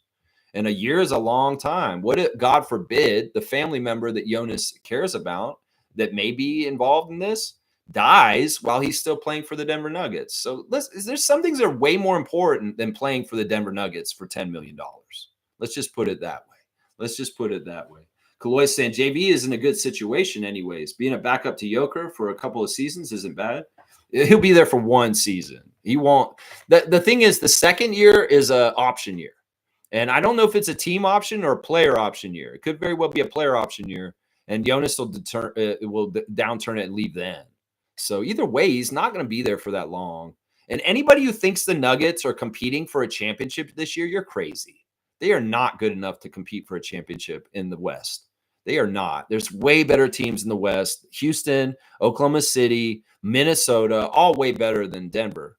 And anybody who thinks that Denver is just magically going to be competing as a high level because they got Bruce Brown back and a couple of the moves they made, no, you're crazy. You're crazy. I think they're a mid team. They're a mid team. And the overimportance of thinking, oh, Denver is going to be so good, that's why we need Jonas. You're crazy. You're crazy. Let that man go home. Seriously. Let that man go home. So he's saying Denver probably figured having Jonas is better than having the full MLE. They're not wrong in a way. I just hope they get the best JV. Yeah, I don't. I hope he gets to go home. Seriously, I don't have anything for Nuggets in this situation. No, I don't. No, I don't. You're probably right, though. The better value is in getting Jonas than the alternative. You're probably right. Dan's saying Siakam and Ibaka were at the Club World Cup semifinal match, Paris, Saint Germain versus Real Madrid in New Jersey. So that was in New Jersey, not in Europe. Well, it was European football. And that's part of the reason why I just assumed that it would be in Europe, but it wasn't. It's in New Jersey. Thank you, Dan, for fact checking me here. Let's see. Fiercely saying, good job on WNBA Fantasy, Cool Cat. Yeah, Cool Cat's really grown too as a manager. She's doing better and better every year. Really, really is. And we'll see how she does in the NBA this year. You know, there's been growth in both. Reggie's saying JV's family will make it work. He can still go to Europe at 35. Yeah, but we don't know the specifics. Like, what if his uncle or his grandfather's dying or his dad or something like that? Seriously, we don't know the specifics here. And in some ways, it's none of our damn business. Once again, I have loyalty to Jonas Valanciunas. I don't have loyalty to the Denver Nuggets. I want Jonas to be taken care of and be happy as a Raptors legend. I could give a shit what the Nuggets want, guys. Once again, y'all can stand for the Nuggets, Kareem, and I'm fine with that because I know that's your West Coast team. This guy's not. I'm firmly on Jonas's side. And whatever Jonas wants is what I want. And Egle. That's right. That's right. Fiercely saying, you're right, Lex. If a player is good for a team, the real fans should be happy to have him and support his journey, not suggesting to trade him. The normal course of action is to win, right? Yeah, that's what I'm saying. RJ has not done anything wrong while he's been a Raptor. He's been a good citizen. He's been enjoying it. He's been passionately playing above and beyond. And, this is pure hate from our enemies infiltrating our social media spaces, acting like they're us. And then dumbasses in our social media spaces that are Raptors Nation following them and believing what they're saying. And it doesn't just come from Knicks fans on social media. It comes from the media down there. They're all down there hating on RJ being on our team too. And the ESPN writers will do it. The Bleacher Report will do it. All of our enemies hate RJ Barrett on our team. That should tell y'all enough that we need to have him on our team. Seriously. All of our enemies hate RJ on our team. And the people that consider us our fans or allies that are falling in with them, you're not on our team right now. If you're going, RJ needs to get traded. Seriously, you're not. You're not. That's not right. Fiercely saying pure idiocy. People need to get a life, find a hobby. Yeah. Somebody said, this is my hobby. What I'm doing right here. This is my hobby. And this is different than being on social media and doing that kind of stuff. It's a little similar, but it's not totally the same. And what I'm doing is a proportional extension of what Masai Ujiri wanted to do for the team. Build respect and culture and positivity for our team. And that's what my mission statement is here. It's not for me to get more clicks. It's not for me to get more subscriptions or money or anything like other YouTube channels. I could give a shit about having 1 million subscribers or making completely all my money for my life off this channel. This is all for passion and for the right reasons. I am not compromised. I only care about the Raptors winning and getting more of those championships behind me. And everything else that's in the way of that, I am against. And trading RJ Barrett is one of those things that I'm pissed off about and I'm against. That's right. That's it right there. That's it right there. Kareem saying if JV likes Wasaga Beach, he would absolutely love Colorado Springs. That's a different era of his life, I think. When he got in trouble at Wasaga Beach, he was a young man. I'm not even sure if he was married yet at that point. and maybe it's a little more party lifestyle. But this is a family man with young children and a wife. And I don't know if that lifestyle is exactly what he wants. He's going to bring her and the kids, maybe. Yeah. I mean, I see what you're trying to do. You're selling him on it. That's right. You know, Jonas is coming for basketball, not for recreation. Yeah, let's go. James is saying, why doesn't JV want to play in the NBA anymore? He can make more money here. That's not necessarily true. That is not necessarily true, James. A lot of people just expect that because of American exceptionalism, that the NBA just pays more. That's not necessarily true. There's a lot of guys who've gone to Europe and made more money in Europe than they did in the NBA. And sometimes it's because they're not good enough for the NBA and they make more money there. But no, I would bet you money that Greek contract is not that far off from $10 million also. And that he may lose a little bit of money, but in some ways, once again, is money everything in the world today? So some people it is. And those are the people who are destroying our earth and destroying our world and destroying our freedom. So in some ways, it's refreshing when money isn't the absolute ultimate decision maker for somebody like Valanciunas. But don't get it twisted, James. You may be shocked if you saw some of the salaries that top European players are making in EuroLeague right now. You may be shocked. Yeah. Let's see. F the Nuggets fans always hating on SGA. This guy's standing for a guy from Hamilton, SGA, in this. Yeah, I'm with you, James, on that. Yeah, maybe it is a quality of life thing for JV. No, I'm telling you guys right now, you guys don't need to look into this. The United States is a dumpster fire right now. This is really easy to see why he wants to leave. This is really easy. It's Trump America, guys. I don't know why you guys can't just accept this is the reason. This is the reason. You know, U.S. has taught everybody in the world their shit don't stink, and we're just so badass. And everybody's like, no, that's not true. The perception of the United States is very bad around the globe right now. And a man from Lithuania, as I said, a Baltic state, like where I'm from is Estonia. We've been through fascism. We've been through Nazism. We've been through Stalin. We've been through the USSR. And we understand the way that these things work. And we see it developing in the United States right now. They just put a huge amount of contract money into ICE and their enforcement. And in some ways, you know what? Maybe they don't want to be around for all the ICE raids and the totalitarian dictatorship that Donald Trump is establishing in the United States. That would be enough for me to want to fucking leave. So I can understand why Jonas would want to leave immediately on that. Who knows where it's going to be at a year from now in the United States, the way things are going so quickly. He's like, I can't even wait. I don't give a shit about $10 million if my freedom and being away from a prison colony country, a fascist country that is basically the equivalent of Nazi Germany, MAGA America today. I mean, y'all don't need an explanation when you can just see it on CNN every fucking day right now. Seriously, can you not understand why? Seriously. I can understand why very much. It's the same reason why I won't go visit my family in Atlanta, Georgia.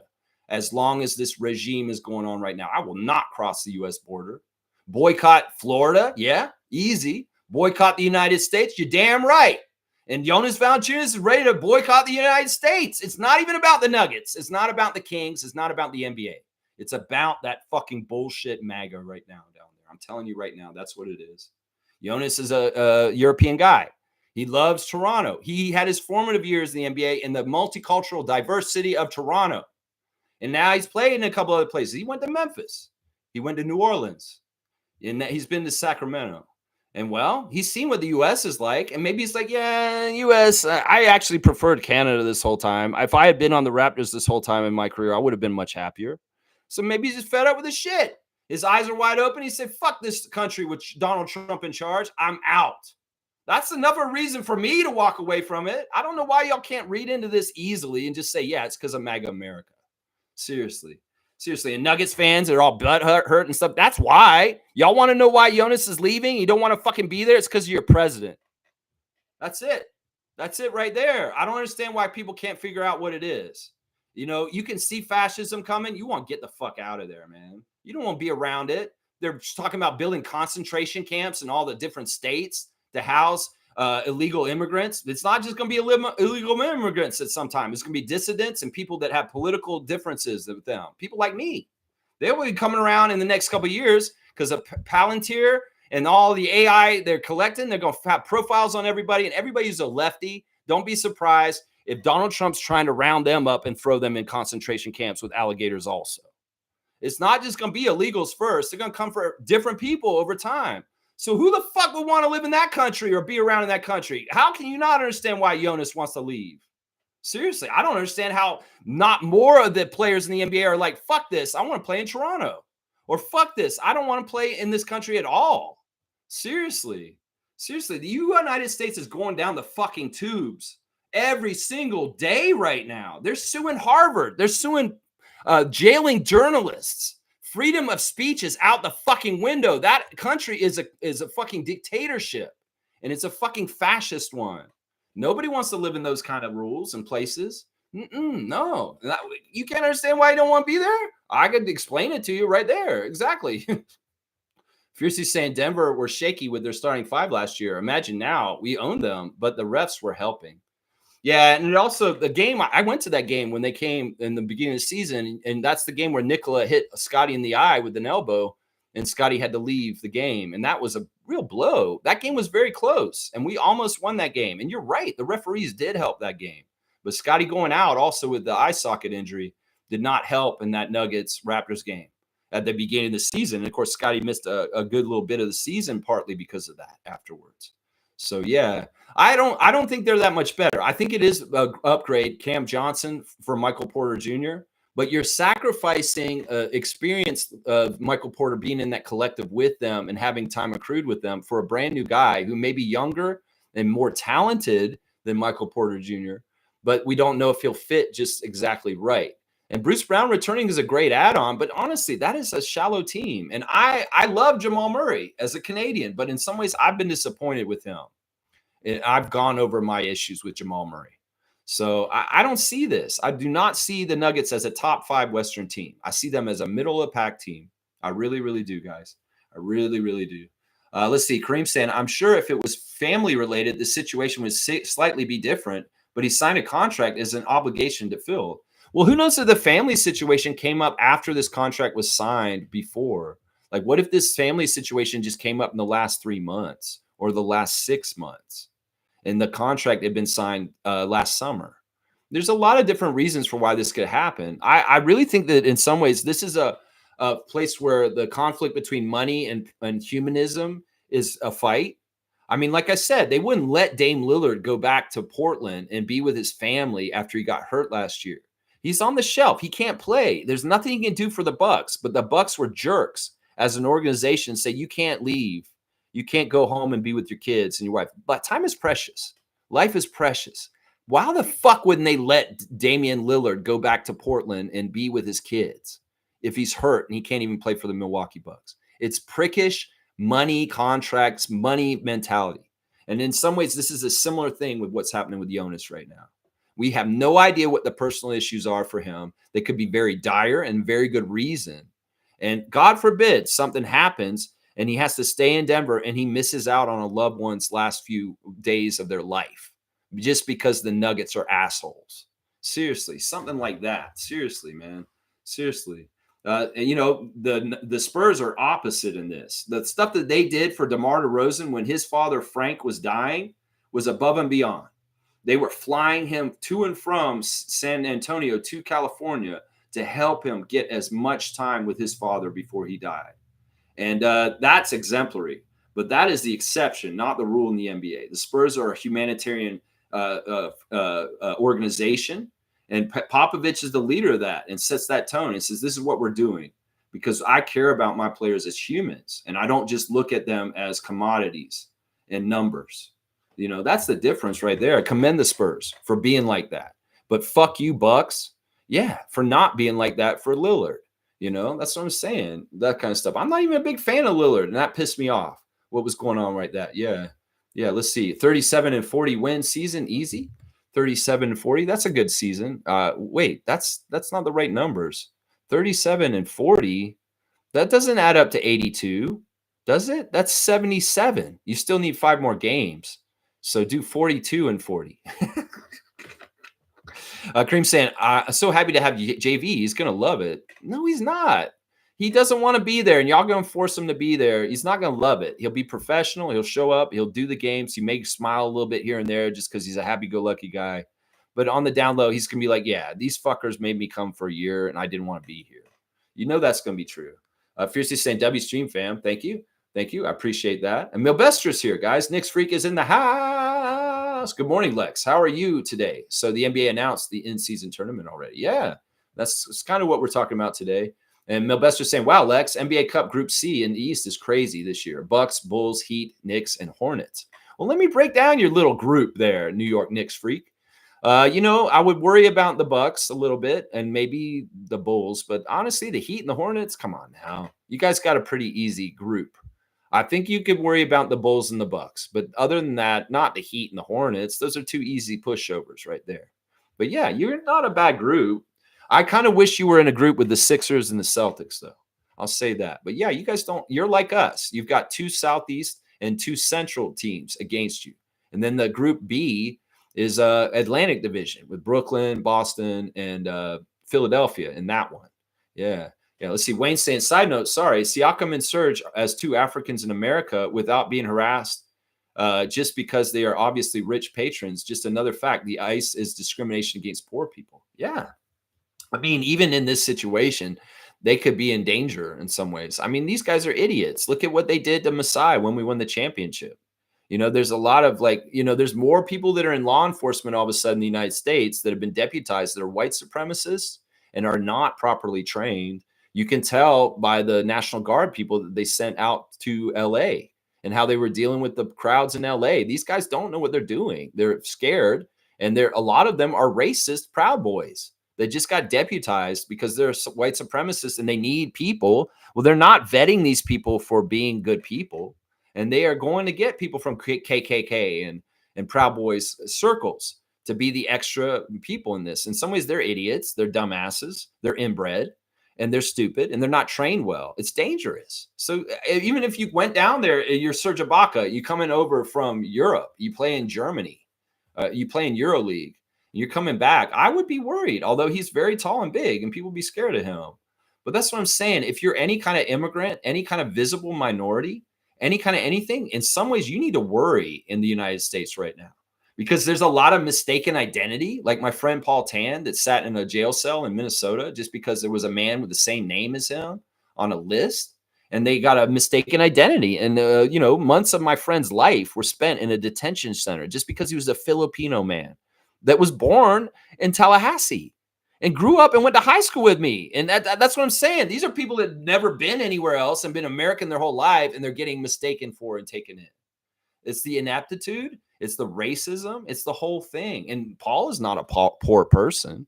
He's making very good money as an emergency room nurse.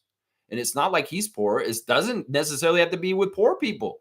It just has to do with anybody they just want to target. And that's what's scary about this. And if you marry it with the AI harvesting of information, there's some really very scary shit they can do. This is how they're targeting who they're going to get with ICE. They're using all the data to come get them. And it's scary. Once they finish up with what they want to do with the immigrants, they're going to move to the next category. And where are you in those category hierarchies? Yourself. You may need to worry about that. That's what I'm saying right now, man. That's what I'm saying right there. Yeah. Yeah. Let's see. Dan Rose saying JV was married in 2013. The Wasaga Beach incident happened in 2014. Okay. Good fact checked again by Dan Rowe. So he was actually 1 year married, but he probably didn't have the kids at that point. He didn't have the kids yet. There you go. Seymour saying Jazz hire Avery Bradley, old Celtics grinder, to groom Ace. Okay. That's not really that important to our business, but we'll see. Ontario and Alberta finally working together on the pipeline. Lex, I need your take on it. I hate it. It's bad. I'm really mad at Carney. I think that, I knew that Carney wasn't going to be what I wanted in the end, but I had to vote for him because he's way better than Pierre. I would have loved Jagmeet. Jagmeet is actually the person I wanted to be the prime minister. But yeah, I hate this. And in some ways, I don't trust Carney. I think that Carney is using this whole situation in the United States to open up some things in the ways that Ford and Smith want that is not right. Now, if it's a safe pipeline, if it's something that is not going through indigenous lands, if they're going to do it the right way, I'm okay with it. But part of the problem is that they're trying to ramrod development projects past safeguards from environmentalism and indigenous rights and things like that. And that pisses me off. And that's the thing. In some ways, they're working together, the liberals and the PC, to do this right now. And I hate it. I hate it. And the reason why I hate it is because much like in the United States, the Democratic Party is not for the people. It's for the corporations, just like the Republican Party. And that's why we need a new party led by Bernie Sanders and AOC. And then up here, it's a similar thing. The Liberal Party is compromised by corporate interests. And Mark Carney's working with the PC government for corporate interests right now. And I hate it. I hate it. He's a sellout. In some ways, Mark Carney's pissing me off right now. Let's just put it that way. Now, I don't mind strengthening the country and making the country stronger in the face of a threat from the United States. I don't mind broadening and making our military stronger. But I don't like the opening up of business on environmental lands for these fucked up premiers in Ontario and Alberta given to them by the prime minister. So that's where I stand. It's bad. It's bad because in some ways, these government officials are not respecting Indigenous leaders and what they have gotten set in treaties. And they're not respecting environmental concerns for our species of natural in this world, like animals and insects and birds. And this is something that is very serious. There's a corporate movement to deny climate change for the profits of short term, where they don't even understand the future could absolutely be disastrous for this planet because of their short-term profits and their bullshit they're trying to do now. No, we need to be more forward thinking and future thinking and stop destroying our planet in the names of short-term economic gains when we're doing long-term damage that cannot be coming back from. It's really, really stupid. And that's why I don't like the legislation coming from Carney and working in conjunction with Alberta and Ontario. It's not good, man. It's not good. Kareem saying, my bold prediction is that JV will sign with the Nuggets and will buy a ranch next to Nikola Jokic's house in Serbia. No, he'll be in Lithuania. I think it's not that he won't get along with Joker. No, those guys will be fine. They're kind of birds of a feather. This isn't going to happen, man. He's going to get out as soon as he can. In fact, if they can figure things out before the season and let him go, he will still. Trust me. It's like he didn't say he's coming for sure. He said, we're going to talk about it and we're going to figure it out. So we'll see. I don't know what the latest news is on this. If you had told me there was going to be a Jonas Valanciunas fight between the Nuggets and a Greek team in the summer, I wouldn't have believed you. But there is, and it's very interesting, and it's changing day by day. It's changing day by day. Kaloy saying, I heard from CP24, Republicans are complaining about forest fires here in Canada disrupting their summer. How stupid can you get? They're very self-centered, and they're not really like a partner, collaborative kind of country at this point. We got floods happening in Texas, and the Mexican president, she's sending people to help, even though they're so awful to Mexico, and they talk so much trash, and they're very disrespectful. She's above it all, and she's showing how a real leader should act and being humanitarian to help a country that's absolutely being a jackass still with flooding issues and the loss of death. Now, this whole thing, this has been something that's happened a couple of summers now where there's been fires in Canada, but there's forest fires in the United States that cause air pollution problems for them too. And somebody's like, what the fuck do you expect us to do, you Republican jackasses in Michigan and Minnesota? Seriously. This is just some bullshit. In some ways, you're using this to build up enmity towards our country. So maybe you can justify some of your citizens wanting to take up violence against us. We cannot control the smoke. We're fighting these fires as best as we can. In Manitoba, we've actually got most of the fires out. There's still some problems in Northern Ontario and in Alberta.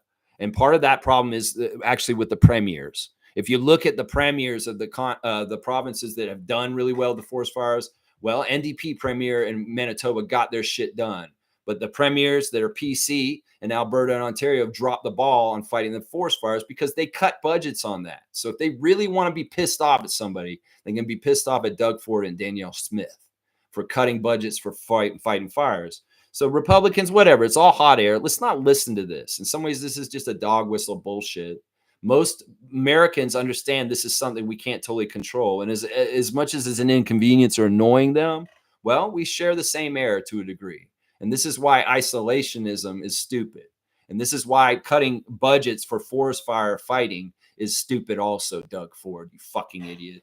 Yeah, so yeah, that's what I'll say to that. A lot of bottom feeders got better. Yeah, I think that teams are moving up and teams at the top from last year in the NBA are going down. The Celtics are going down. And there's a couple other teams that are going down for sure. And Atlanta's going up. And we're going to have to see if we're going to be going up too. I think we will be. That's right. Milbester's saying, Lex, I learned the birds flock together quote from the narcissist friend I knew. Birds together flock like a feather to the narcissus. That's crazy. What, Lex Luger? I don't know. That's interesting. I didn't expect words of wisdom from Mel Bester this morning. He's talking about birds of feather flock together. Yeah, if they have the same interests and they want fucked up things, yeah, they'll get together on the same page.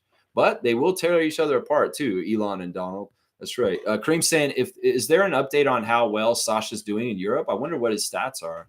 Well, he's a legend over there. He's all Hall of Famer. He was already that. He could kind of just came to the NBA just on a lark to see if he could actually do things here. And well, he couldn't. And that's part of the reason why I wanted to leave immediately. You could either be like an amazing MVP of the league, leading scorer of the league, and face of the league, or come over here and be a nobody on the end of the bench, a European guy for the Kings that doesn't do jack shit. So he got his taste of the NBA. He found out what the competition level was, and he found out that he couldn't compete at the same level or fit in with it, and he wanted to leave immediately. So that's what it was. Venchenkoff was here for 2 years, I believe, in the NBA, and it didn't work, and that's why he left. So, yeah, I think that's what it is right there. Kareem saying Republicans are worried about the smoke, but not that they're fired all the people to give warnings for flash floods. Yeah, they're idiots. They're idiots. It's misdirections. It's blame game. They want to blame everybody else except for themselves. It's distractions. Anything that they can do, like they are often blaming other people for things they're actually doing. Like this Epstein thing. You know, Trump was always blaming people for being on the Epstein list. Well, he's number one on the Epstein list. And that's the thing. When you point fingers at other people, there's 4 pointing at you. And that's always been the case with Trump. When he makes accusations against other people, he's usually doing it himself, and he's guilty of it. Is what the damn truth is right there. Kareem saying, rest in peace to all the lives lost in Texas. Totally unnecessary. If NOAA had not been cut in funding, there would have been a better warning system, and they might have saved a bunch of lives. There's also a thing in that particular area with flooding problems, and they complained to Governor Abbott years and years ago about fixing it, and he just like, no, there's no money. I don't want to raise taxes to help you with this. Well, those lives are on your hands, Greg Abbott, with fucking ignoring the constituents and the planning committees and saying, we need to do this infrastructure to save this because there could be a disaster. Well, they didn't do it. They rejected it. Texas is a cheap fucking ass state, and they didn't want to do it. And well, they lost a lot of unnecessary young lives because of their irresponsibility. And that's the thing right there. That's it right there. Coquette saying, I'm back from a meeting, lots to catch up. Yeah, there you go. Seymour saying, my pick is in the Facebook group. Trevor J, we need that ballroom pick. That's right. You got to get in there into the ballroom and see the Raptors practicing in there, Trevor J. That's right. Kareem saying, what happened to the Epstein list anyway? It's there. It's out there still. They're saying it isn't around anymore. But that list has all kinds of names on it that would be crazy if it was brought out publicly. And, well, they've snuffed it out, and they've kept it there. The woman who knows the list is in Tallahassee. She's in the prison in Tallahassee near my high school where I used to go, Ghislaine Maxwell. And, you know, she knows the list in her head. If they really wanted to fucking get the list, they could get it from her. But they don't want that list because Trump's on that list, and so are a lot of other Republicans and Democrats from the past. In some ways, you think Epstein died of a suicide in jail? No, he did not. He did not. And, you know, Trump coming out this week saying there is no list all of a sudden. Yeah, that's convenient because all the pictures of you with him are all over the media. And yeah, there's a clip of him saying, oh, that girl over there, that little underage girl over there, she looks real pretty. I like her, Jeffrey. Maybe I can get a little bit with her later on. Donald Trump is incriminated in this. And that's part of the reason why there's no list all of a sudden, Kareem. That's why. Because it is disgusting people. That's right. Disgusting people. Diddy kind of shit. That's right. That's right. All right, man. I don't like how much politics are in the show today, guys. I really don't. But some of the stuff that I've said today is necessary and has to be said. All right, let's go look at some of my tabs. We'll start with the WNBA referees for tonight. Let's see. Did they post this or not? Are y'all sleeping? Where's our WNBA refs? They didn't post them. Oh, there they are. Okay. Minnesota, the Sparks. Maj Forsberg is the crew chief. Tim Green is the referee. Tyler Murkovich is the umpire. And the Vegas Aces are at Washington Mystics today. Michael Price is the crew chief with Blanca Burns and Gina Cross. That's what's going on with that. Let's do the straight goods on Canadian goods. Guys, we're talking coffee today. Y'all like having coffee, right? Coffee is a necessary. It's a vital thing for a lot of people. Not for this guy, but I know a lot of people that need coffee to get their day started. Well, there's a lot of good Canadian coffee companies that are pretty good. 49th Parallel Coffee Roasters. They're out of BC. If you can find them, they're pretty good. Anarchy Coffee Roasters. They're an independent Canadian coffee roaster. Now, see, none of these coffee companies have a 10 rating because they have to get the coffee beans from South America and other places, and they're roasted here. So they aren't a perfect Canadian company, but it's the part that's the 2 that's missing from the score. It's an 8 out of 10, is that they had to source the beans to come here. But everything else in the company owned and the roasting process is all Canadian otherwise. They've also got Anchored Coffee, which is out of Nova Scotia. If you see Anchored Coffee, that's a good Canadian coffee brand. Backyard Beans Coffee Company. They have roasting operations in Canada.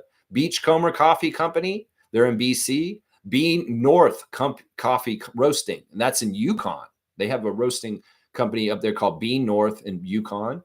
Bose Coffee Roasters, another Canadian coffee company. Out of Quebec, Cafe Faro, that's a good one. And also Cafe Union. Detour Coffee Roasters are in Ontario. Dispatch Coffee is out of Montreal. Down East Coffee is out of New Brunswick. So yeah, I'm naming places that may be more localized where you can find those particular ones. In Alberta, where our guy Seymour is, you can find Eclipse Coffee Roasters. That is a Canadian-owned small batch roaster. We've also got 11 Speed Coffee. Second Cup is technically Canadian, so there's a big one right there. If you want to go and get Canadian coffee and it gets an 8 on the Canadian scale, Second Cup is your best bet. Don't go to Starbucks. Don't go to Tim Hortons even. Go to Second Cup. If you really got to go to that chain, big corporate coffee, Second Cup is your best option. Freddie Bean is out of Fredericton. Hatch Coffee is out of Ontario. Java Moose is in New Brunswick. Jumping Bean Coffee out of Newfoundland and Labrador. Just Us Coffee Roasters, another Canadian coffee co-op. Little Victories Coffee is out of Ottawa. Mugging Whales Coffee is in Winnipeg. Muskoka Roastery Coffee Company is around Muskoka. North Roast Coffee Roasters is in Ontario. Piccadilly Coffee Roasters, Pilot Coffee Roasters in Toronto. Propeller Coffee Company is in Toronto also. Quietly Coffee Roasters out of Ottawa. Rabbit Hole Roasters in Quebec. Yeah, so there's a lot of good smaller coffee companies that you guys can get good coffee from. Second Cup is the best chain as far as things. Just giving you guys a little info on Canadian coffee choices there. Yeah. Milbester saying, Lex, the NHL crease rule is coming to the sport I love. The ABS challenge system. Okay, I don't care about any of that. And I don't care about that either. Kareem saying, you mentioned a coffee place in Yellowknife. I may go there. Yeah, since you're already up there, you might as well check it out. Seriously, you might as well check it out. Milbester saying, also condolences to those killed in Texas flood. So sad. My cousin lives in Austin. I know he wasn't in the area where it happened. Got a girl, Asian friend from Dallas as well. I lived in Boston. Okay. Yeah, it's a sad tragedy.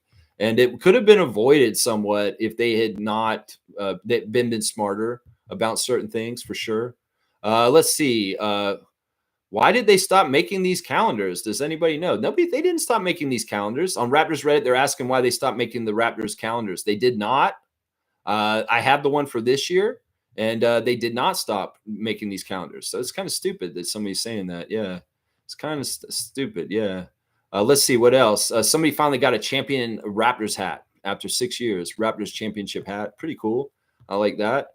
Let's see what else. They're saying that Grady Dick looks like he's added some muscle to his arms.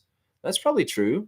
Let's see. People want to see a breakout season from Jacoby Walter on the Raptors Reddit right now. So yeah, there's some goofy stuff on here. That's funny. Yeah.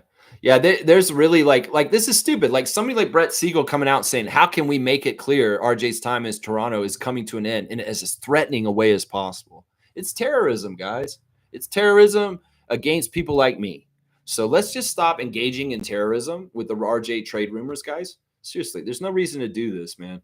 This is some news that we should talk about. Tim Lewicki's in trouble, guys. He's in trouble. He's being charged with some scrupulous actions in trying to get a contract in a facility at the University of Texas.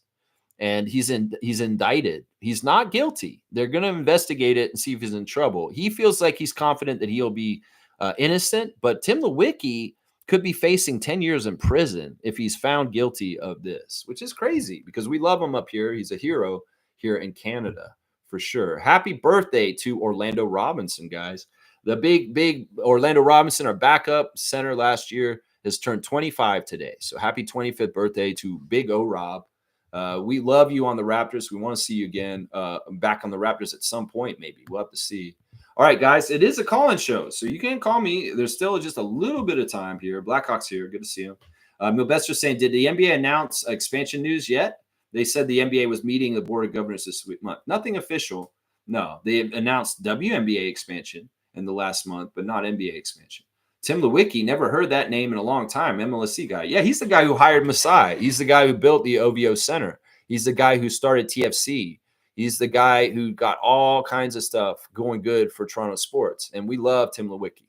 So he was a catalyst to get the Masai era happening. He's the one who hired Masai. So we love him for that. We love him. All right, let's do the classic card, guys. Let's see. All right, this is a good one. This is somebody I've forgotten about and we don't talk about enough. So let's see who understands and knows who the classic card of the day is. Full name answer, please. Don't half-ass me. And if you give half the answer and somebody else gets it, well, you got Seagull. This is an easy one to some. But, yeah, we'll have to see. Who is this classic card of the day, guys? Can you see who it is? And let me know. Write in the name, the full answer, please. Yeah, Milbester saying, what's your thoughts on new WNBA expansion teams? Is it 18 teams? Man, that's a lot to explain right there, Milbester. So, yeah, we'll just wait. Isaiah Thomas is not right. Isaiah never played for the Miami Heat. Malik Beasley stuff is about to blow up, man. Yeah, I feel bad for Malik. He's a former Seminole, and I like him. And in some ways, I'm not happy to hear the news about him. But, yeah, we're doing classic cards. Somebody's got to get this. Glenn Rice is right. Yeah, I was about to say, who's going to get this, man? That's Glenn Rice, flat top era, 41 for Miami early in his career. And, man, Glenn Rice was so good, man. He's such an underrated guy from back in the day that, like, people forget about him. They should talk about Glenn Rice more.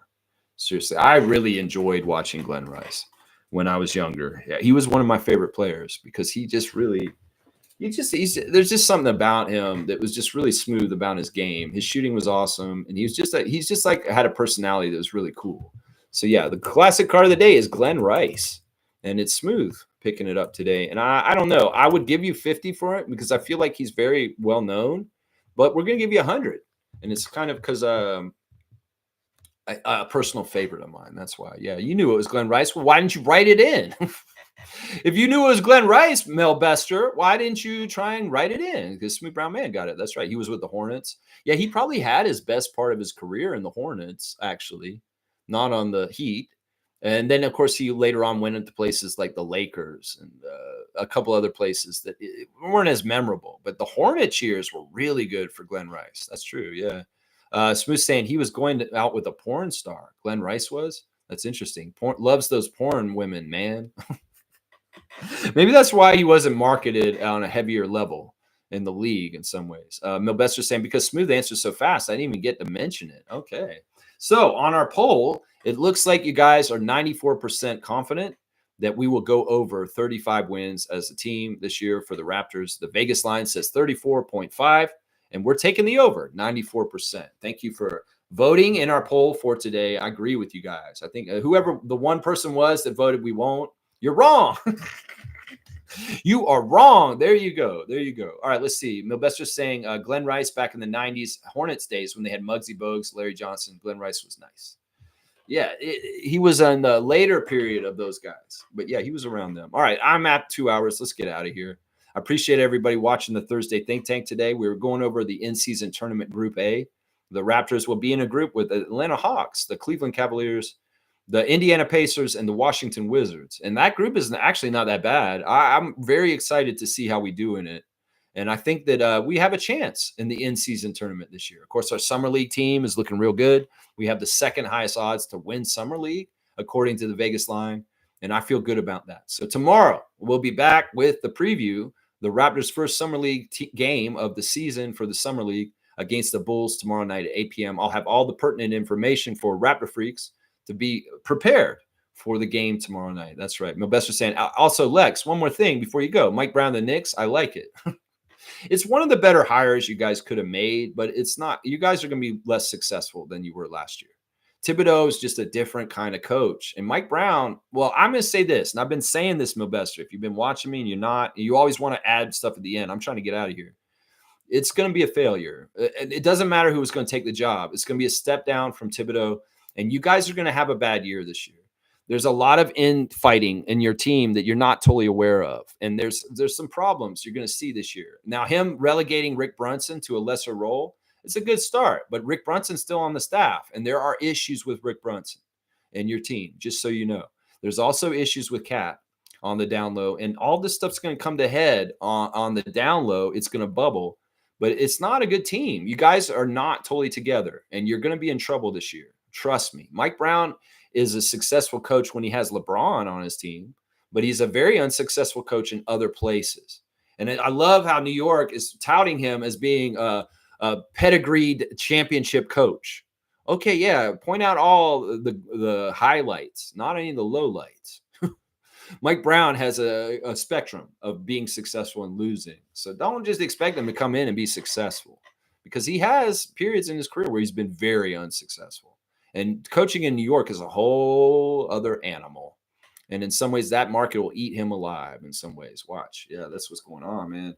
That's right. Cool Cat saying, thanks, Fiercey. On WNBA Fantasy, I've been making minor changes to my roster, and it's paying off. If Lex crushed me, but I've recovered. No, you're doing great, and I'm excited to see how you do. You're going to be in the playoffs this year. I'll bet, yeah. My best just saying Brown went to finals before over Tibbs and carried a third seed Kings team. Yeah, but your team is totally different. I'm just telling you. You know, Thibodeau, he could have coached in the situations that Mike Brown was in before, and Jim been just as successful as him. Let's not look at when they got to the finals. The problem is that your market is toxic. Your team is toxic. Your owner is toxic. Your fans are toxic. Your city is toxic to its team. And Mike Brown, it's different. Yeah, he's coached the Lakers. He's been in high-pressure situations with toxic fan bases. But the Knicks are a whole other level. And the problem is your fan base is not going to be very patient with him. And if he's not showing good success right away, y'all are going to be in trouble. Y'all will eat him alive. You will eat him alive. That's right. Yeah, there you go. All right, let me get out of here. Milbester, stop adding comments. I appreciate everybody. Let's go, Raptors. I'll see y'all tomorrow, 9:30 a.m. Let's go, Raptors.